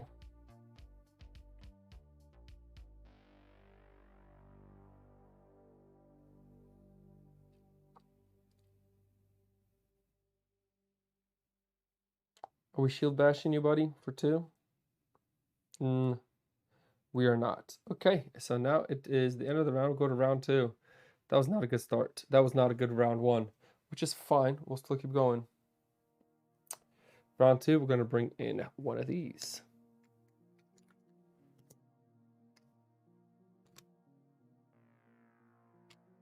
And Gilly gets to go first. He gets healed for 1. 1, 2, 3, 4, 5. We're going to roll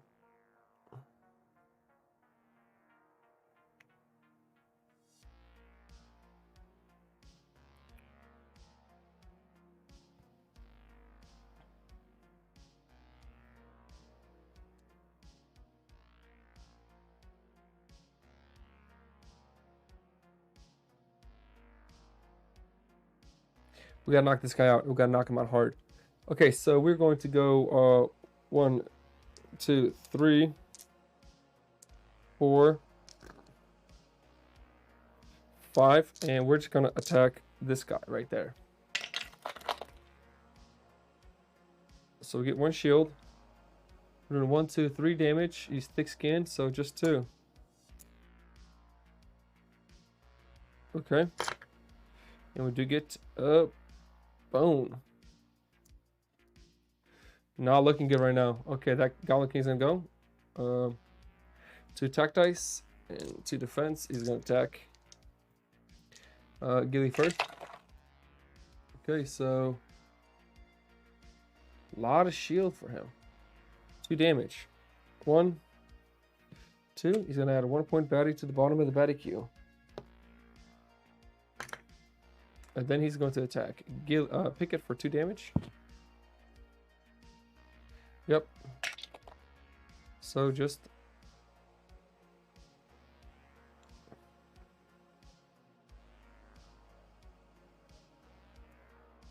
Oh wait, he does boom every time. Any damage of Goblin King is also done to units adjacent to this target for half damage. Okay, so that was 2 damage for half damage. So 1 here. Now he's going to...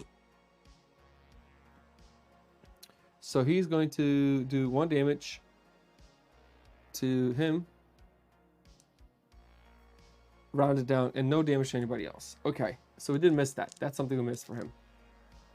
And he does add the 1 point value to the bottom. Okay, green guy goes. He's going to do 2 attack, 1 defense against Picket. So shield, 1 damage, and he gets to inspire. Oh man, this is not looking good. It's going to attack with 3 attack, 4 attack, 4 attack dice, and 2 shield. Oh boy. 1, 2, 3, 4 damage, and he gets 2 shield. So that is 4 damage. 1, 2, 3. That's a big hit.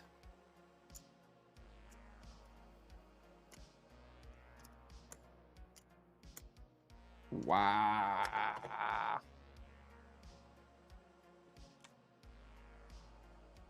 Okay, Picket gets to go. We heal for 1.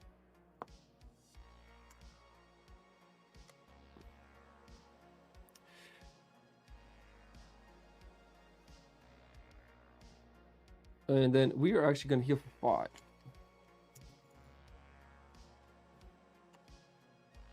Yep. 4, 1, 2, 3, 4, 5, 6, 7. Let's see if anybody got an answer for what we do with the Goblin King. No response back yet. Okay, and Gilly never attacked back. Gilly's supposed to attack back 2 attack dice against the Goblin King, so we'll do that now. So we'll just move 1 of these.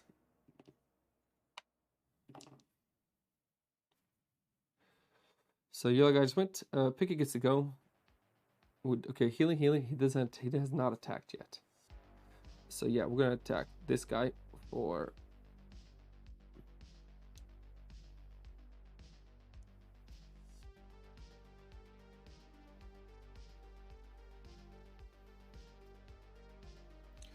1, 2 of these,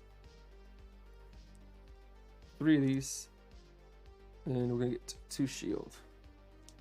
Here we go, Picket. 3, 4 damage. 1, 2, 3, and 4 damage does kill him. Because we get the +1 attack from there. We'll get a shield of 2 and a shield of 1.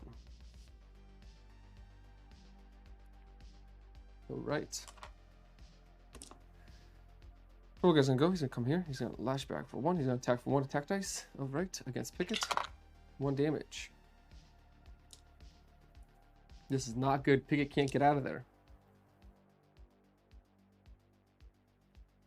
Okay, so now it is round 3.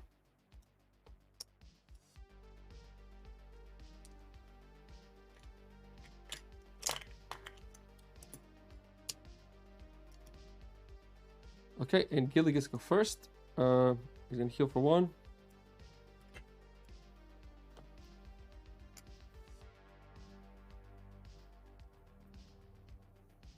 We're gonna attack with 1, 2, 3,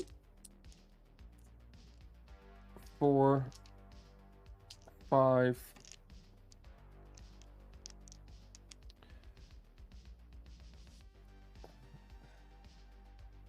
4, 5, 6. Here we go. Okay, we did get a wolf out. So 1, 2. Got the 2 shield. So, and we were attacking this guy here. So 1, 2, 3. Actually, we choose targets. So 1, 2, 3. Yeah, he's dead. And that is going to then allow Picket to get out. Pretty much that's what's really allowing Picket to do, is to leave. 2 health. 1 attack. Okay, and the blue guy's gonna go. He's going to attack. That guy first. Oof. 2 attack dice, 1 shield, and 1 of these. Okay, that's first thing is 3 damage, which is only 1 because he's hardy. Boom. And damage about goblins is also done to units adjacent to his targets for half damage. 1.5. Rounded down, so 1. Okay, and then he did the bomb. Okay, let's deal 3 damage to the strongest baddie and all adjacent units. 1, 2, 3. 1, 2, 3. Wow, that's hurts. And he did 3 damage to them. Yep, so that's it. And then he's going to attack Gilly with 2 attack dice.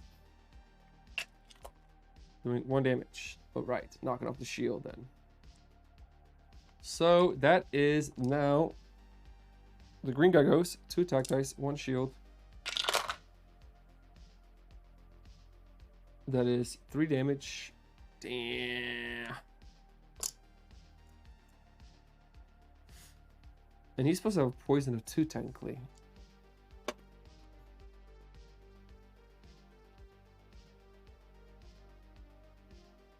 Yep. And he gets 1 shield. Okay. Not looking good, not looking good. He doesn't... He didn't roll any bones. He does not inspire that turn. Pig gets go. Taking 2 damage, but 1 because he's got the because he heals for 1.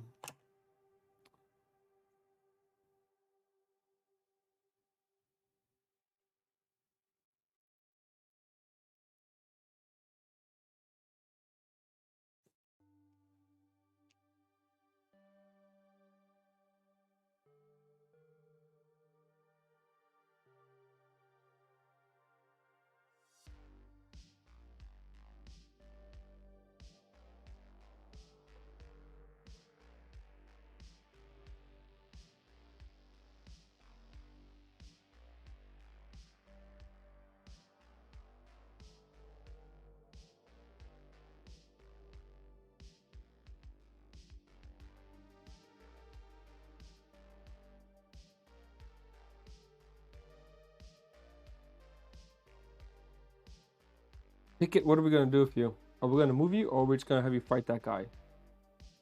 We're gonna fight that guy. 3 attack dice, 2 defense dice. Here we go. We're attacking this thick-skinned guy right here. We're gonna get rid of him. All right. So we did get the nice amount of shield. 4 shield. That should be good for a bit. That's 2, 3 damage. 1 thick skin of 1, 2, and this is 3. You have a bone of 1.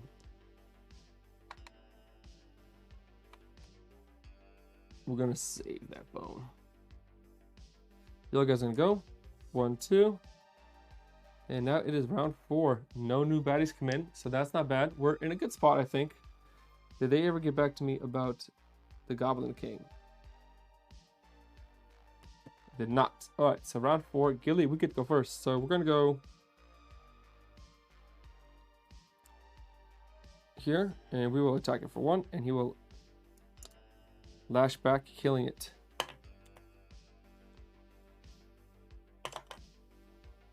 And Gilly, we get to go for you.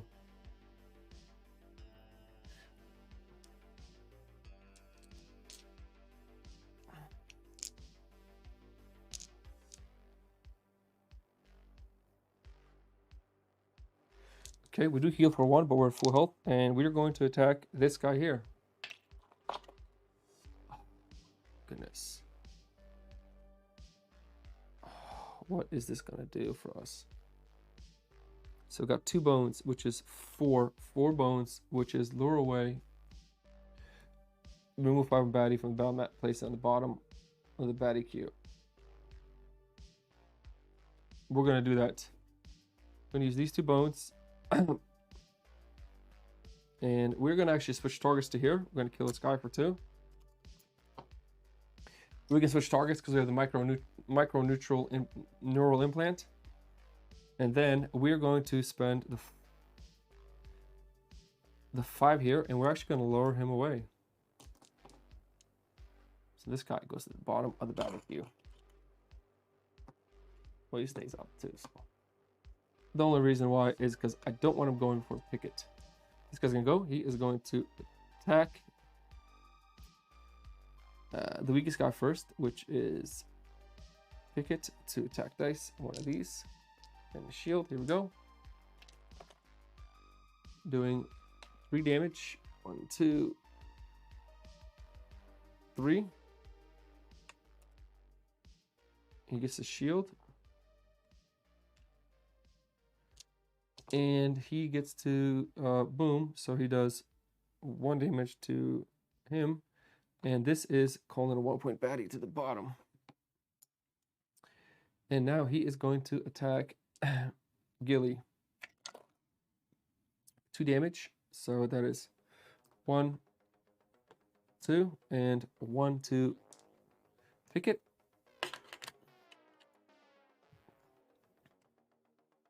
And the yellow guy goes, but he is not here. So now start around 5. So this guy's gonna come in.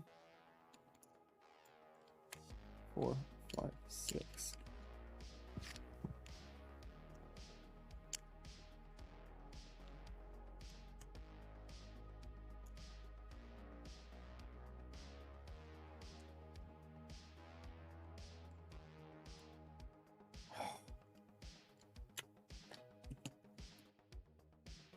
Damn, he's a break also. Oh.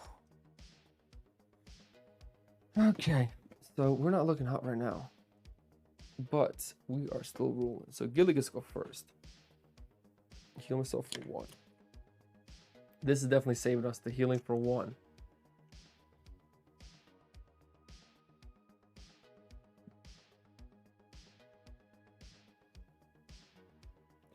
Did Pickett take the 1 poison away? Yes, I'm pretty sure he should have.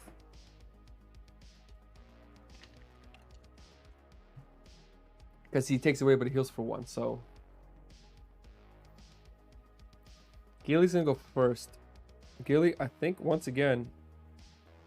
Oh, and Gilly's supposed to attack back for 2. So 2 damage.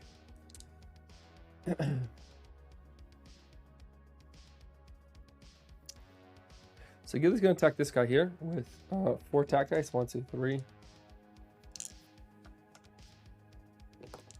4. And 5. Here we go. And attacking the break guy here. Just ass rolls, man.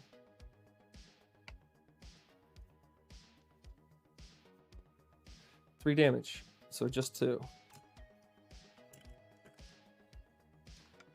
Blue guy's gonna go. He is what? Wait. I think I did something wrong last turn. I don't think Pickett ever went last turn.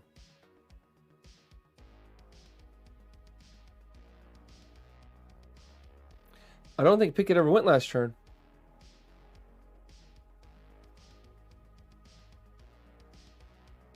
He did not. Oh, man. He did not go last turn. That's why he didn't take his poison. That makes sense. Hold on 1 second. So Pickett was supposed to go. Let's get this out for now. Because he attacked Pickett. And now Pickett was supposed to go 1 poison. Doesn't get to heal. But he does get to do everything else.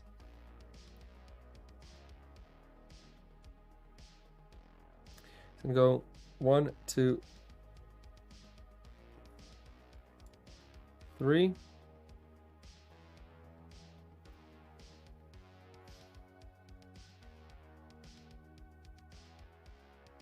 One, 2, 3 here. 1, 1, 2, and he's gonna roll 3 dice. So 1, 2, 3. Here we go. Damn, Pickett, you are rolling just nothing right now for us.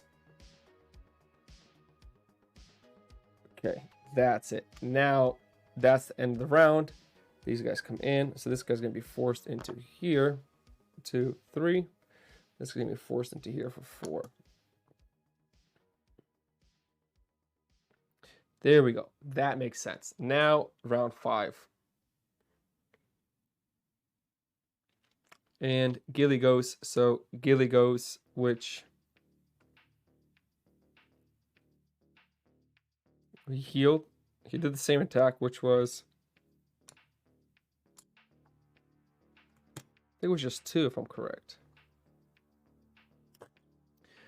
And now blue guy goes. He's going to attack him for 2 attack dice, 2 shield, and 1 of these. So 2 shield, 2 damage. And he does boom. So all adjacent units take, he's going to take 1. And then he does a horn, which is putting a 1-point baddie on the bottom of the baddie queue. And now he attacks Gilly. Just 2 attack dice. Doing 2 damage.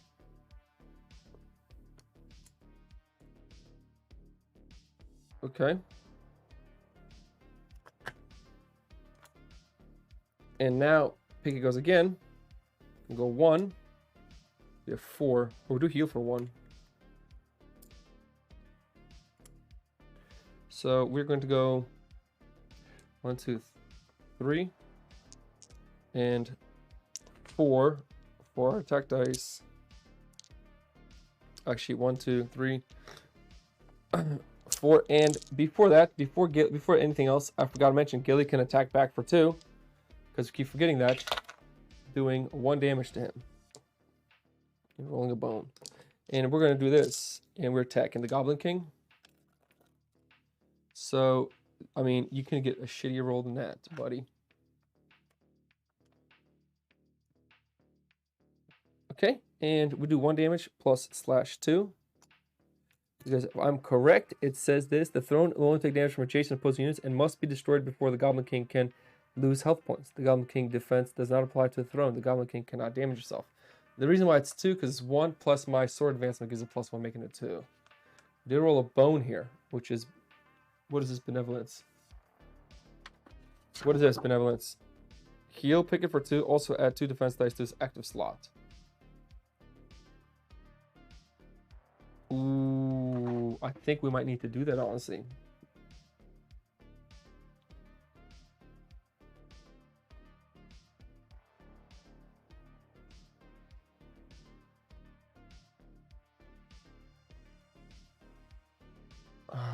No, we're not doing that. Purple guy's gonna go next. Go 1, 2, and he's going to attack Pickett with 2 attack dice, 1 defense. So 3 damage. 1, 2, 3. And he does a bone, which is inspire for 1, which means this guy's gonna go. He's gonna come here.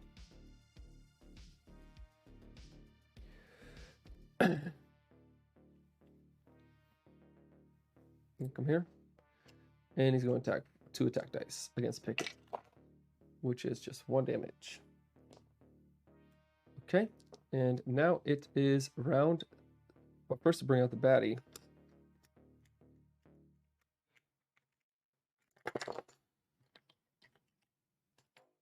Now, what that also means is all of us will take 1 true damage.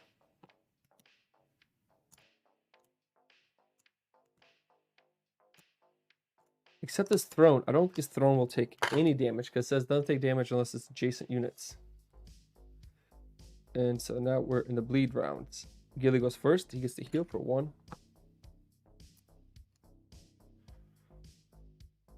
I want to knock this thick skin guy out really bad. That's going to help pick it out huge.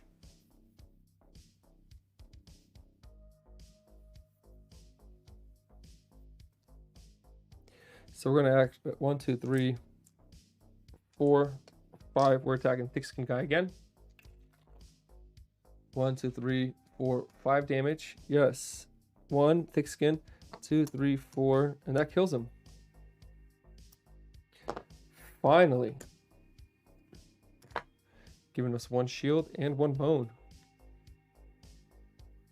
And Fortunate Discoveries is not going to help us right now, but that was a huge win for us. All right, this guy can go. Goblin can go. He's going to attack Gilly first to attack, 1 defense, and the kaboom. All right, so 2 damage, which is here. It does 1 adjacent damage to everybody around him. Ooh, this is not looking good. All right, then he's going to get the 3 bomb. Oh, strongest guy is going to explode, which is deal 3 damage to the strongest baddie and all adjacent units. Oh, wow, he's going to kill this guy. And kill this guy too. Wow, did that work out in our favor? Holy lit. Bomb is used, and now he is going to use the bone, which is kaboom, which is push us all further away. And then he's going to attack Gilly for 2 dice. 1 damage. Okay. And rounded down is nothing, so nothing happens to Picket. But all of these guys are knocked out, which is insane. That was a huge win for us. Did you guys just see what just happened there? Wow.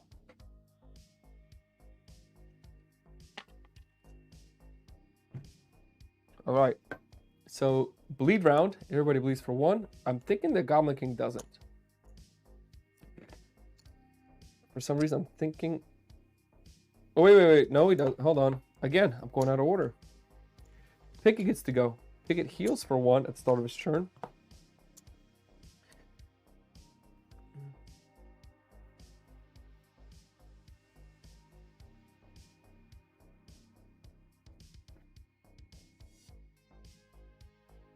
It's going to go 1, 2, 3, 4, 5. Here we go.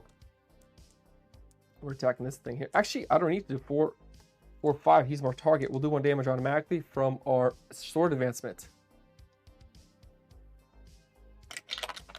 Sweet. That's 4 shield. That's what we wanted. And he do 1 damage to him, which takes away his throne.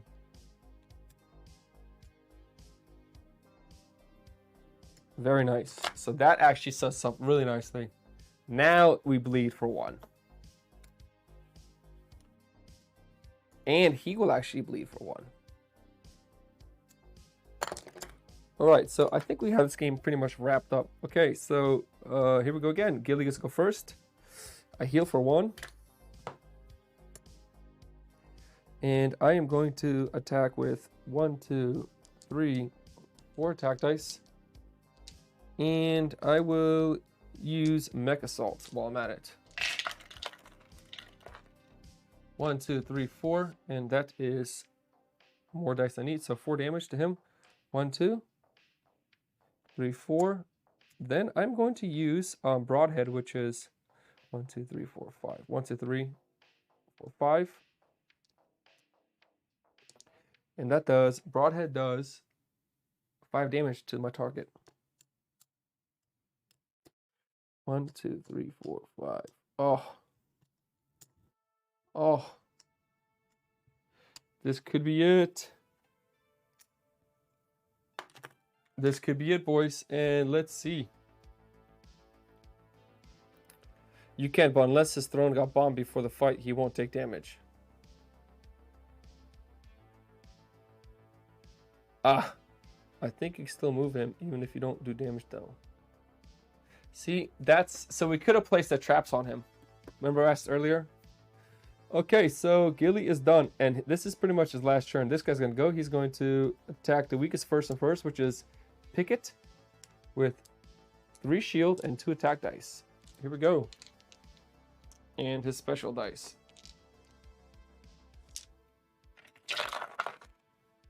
Okay, so he does 3 damage. 1, 2, 3. Wait, hold on. Before that. First is defense dice. Then boom. Boom is any adjacent Goblin King also any damage done by the Goblin King is also done to unit adjacent to this target for half damage rounded down.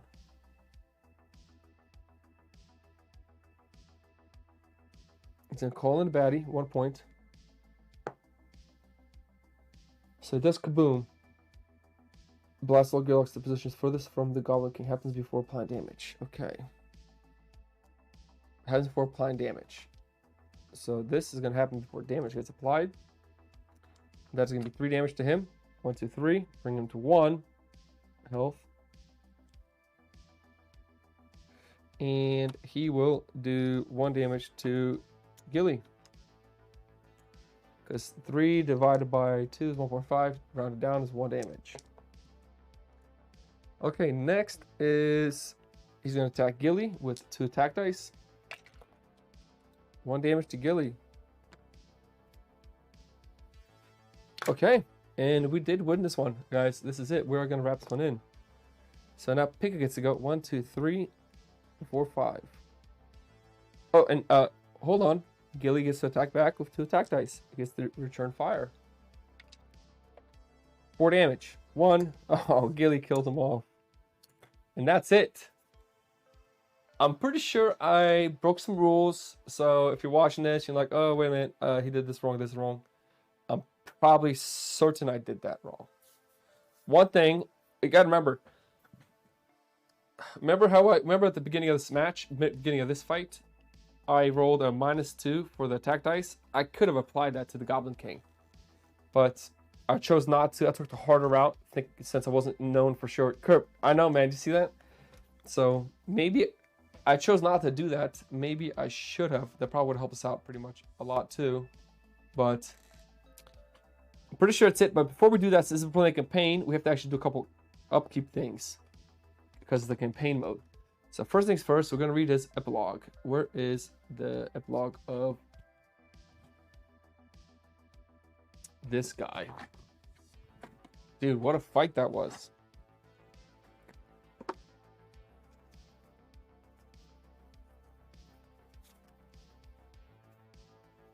It's not in here.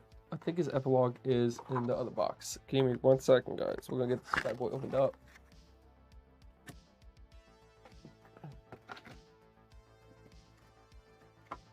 Yep, it's in here. Alright, the Goblin King did die.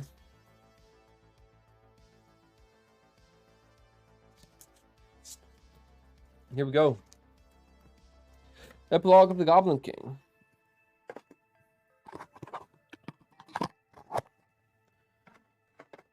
Okay.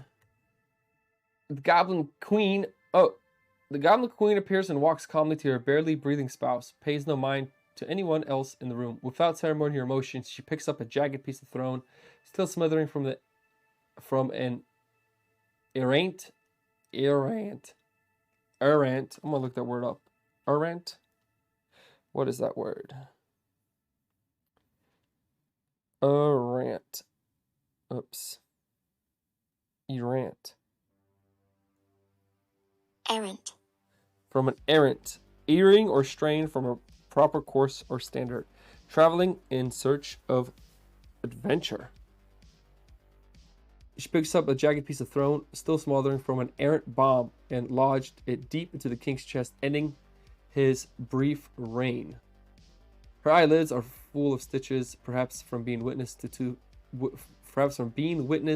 a few too many of the king's bombs. Her presence and actions seem to paralyze everyone in the room. She turns, giving a slight laugh, and nods before exiting the room in the same calm manner which she entered. The king's bomb kit. Treat as the skill dice during battle. Deal 3 damage to the strongest baddie and all units adjacent to it. What? No baddies may enter the battle mat this round.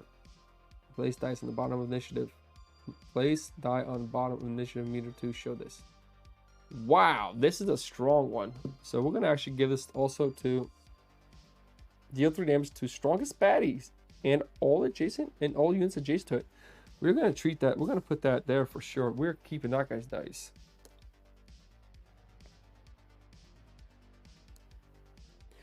Okay, so well, maybe not. We'll see. Maybe it doesn't carry over. So let's see what happens here. So first things first is we get to have to draw a new campaign card. So let's grab one of these here. Okay, party reward. We all get a loot. All right. I can dig that. Let's give a loot to Picket.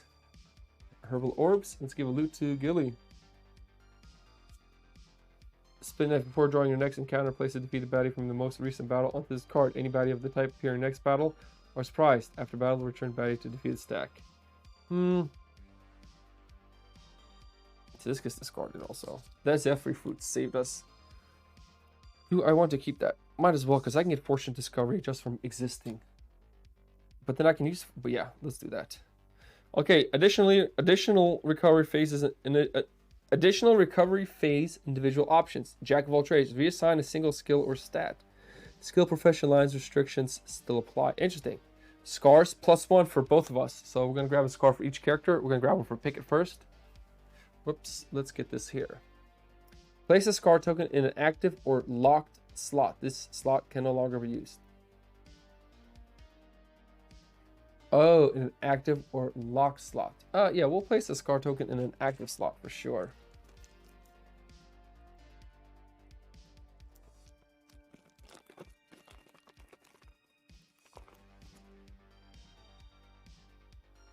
Okay, and let's draw one for... I guess it should be the front. I think they call this condition short-term memory something or the other. Okay, and this one's for Gilly. One of your tendons is trashed, and for the first time in a long while, you accept that your body needs a chance to recover.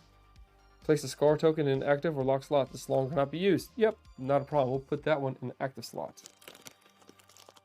So we are looking pretty hot right now. Okay, next, we can carry over 4 training points and 3 trove loots. So definitely 1, 2, 3. 1. Oh.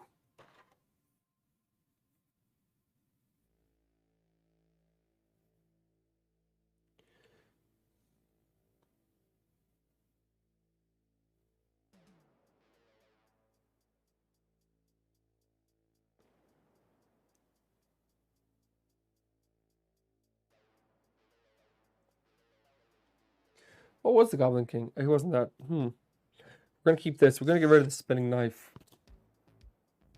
But we can... Okay, now we can say 4 training points. So for Picket...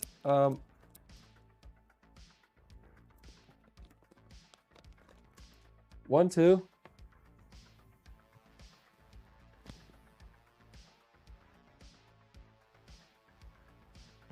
3...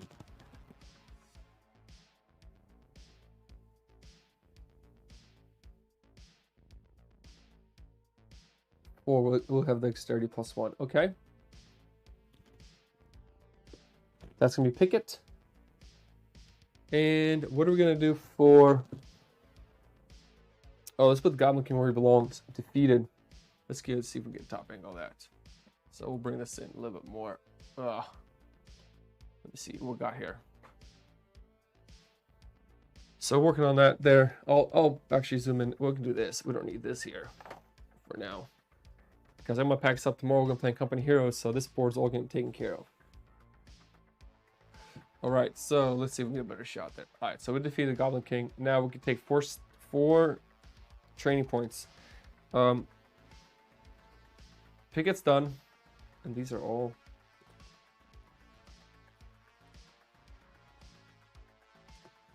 there. I'll clean that up. Okay, and now for Gilly, what force training points are we taking?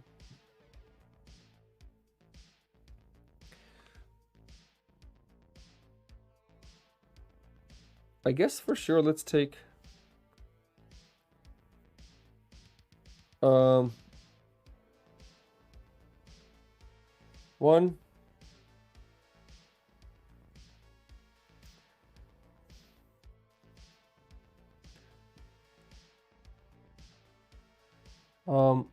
2, 3, 4. That's what we'll take for Gilly.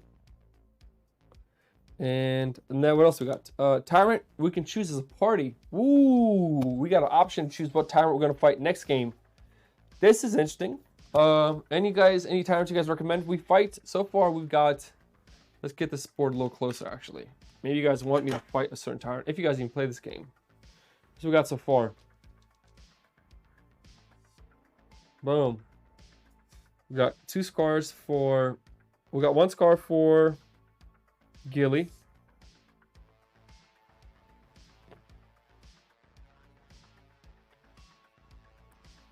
And we have technically 1 of these scars, and then we have a slot filled in here for him. And then for Pickett, same thing here. We just got another scar there, so pretty intense. But we got that side over. These are the 2 items that they're keeping. Okay. And we got Gandalf, we got the staff, we got... You know what? I'll be honest, I haven't used this guy's at all. I don't know if it's worth keeping, though. Gendrick's staff. That's his 3 items there. So, I think that's it. Now, what Tyrant do we want to fight? That's the question. Where is the box for Tyrants? And we have 8 days to get 6 progress points for this Tyrant. So who do we have left to fight? Gendrick is dead. We killed him. 1, 2, 3, 4, 5. 5 Tyrants left. 1, 2, 3, 4, 5. That's correct. Right.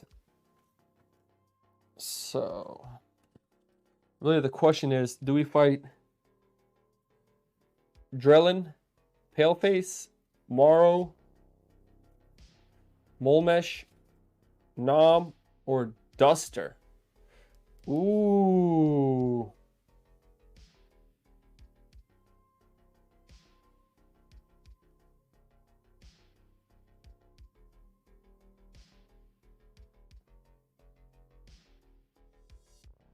I'm wondering if we should give her a Duster. If we should just go right for Duster.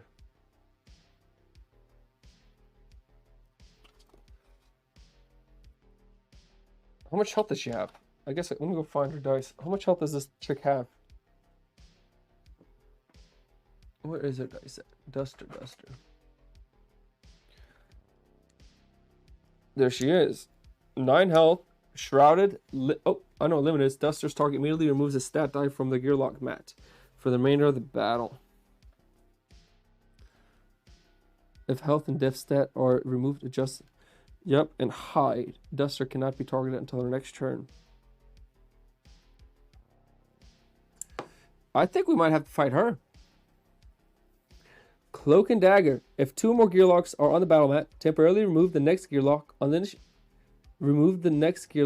initiative meter from battle mat.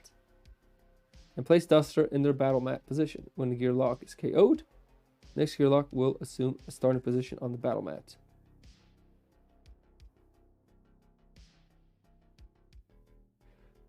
And top spot on the initiative meter after end round. Wait a minute.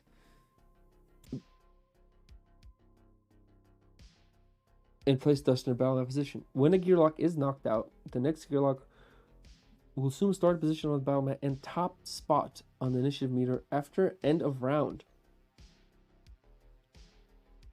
Duster Dagger, place a bleed effect on any target. Duster does damage to this round. Jeez, I don't know. I mean, she does have 9 health, but I don't really see, like, add Duster to top of the battle queue. Duster will take top spot on initiative meter. So she gets to go first. Number of baddies equal to party size. So there's only going to be 2 baddies. Party wanted to use 1-point baddies. Okay, so we're going to be fighting 2 1-point baddies and her. Add Duster to the top of the battle queue. It'll take top spot initiative meter. Shot at Duster can only be targeted by adjacent units. Okay. Well, that changes everything there. I could just snipe her out with you know what? I almost think we should just go for her. We have 8 days to get 6 progress points, and we already got 2 scars, so he can't. He's lost the active slot. He's lost an active slot. He has to roll dice. That's why I put the 2 here, because Duster has to roll a bone dice every time it attacks. So I think we're gonna go. What do you guys think? Should we just go with the worst trick in the game? Because her game length is literally the longest, and if we can knock her out in 6 turns in 8 days, 9, 10, 11, 12, 13, that saves us 5 days. You know what's crazy? You know, this is kind of strange actually now I think about it. It really doesn't matter how many days we play because she's only ever going to bring out 2 1-point baddies. See what I mean? Because her baddie queue is just number of baddies equal to the party size. So technically with her, I want to play as many days as possible.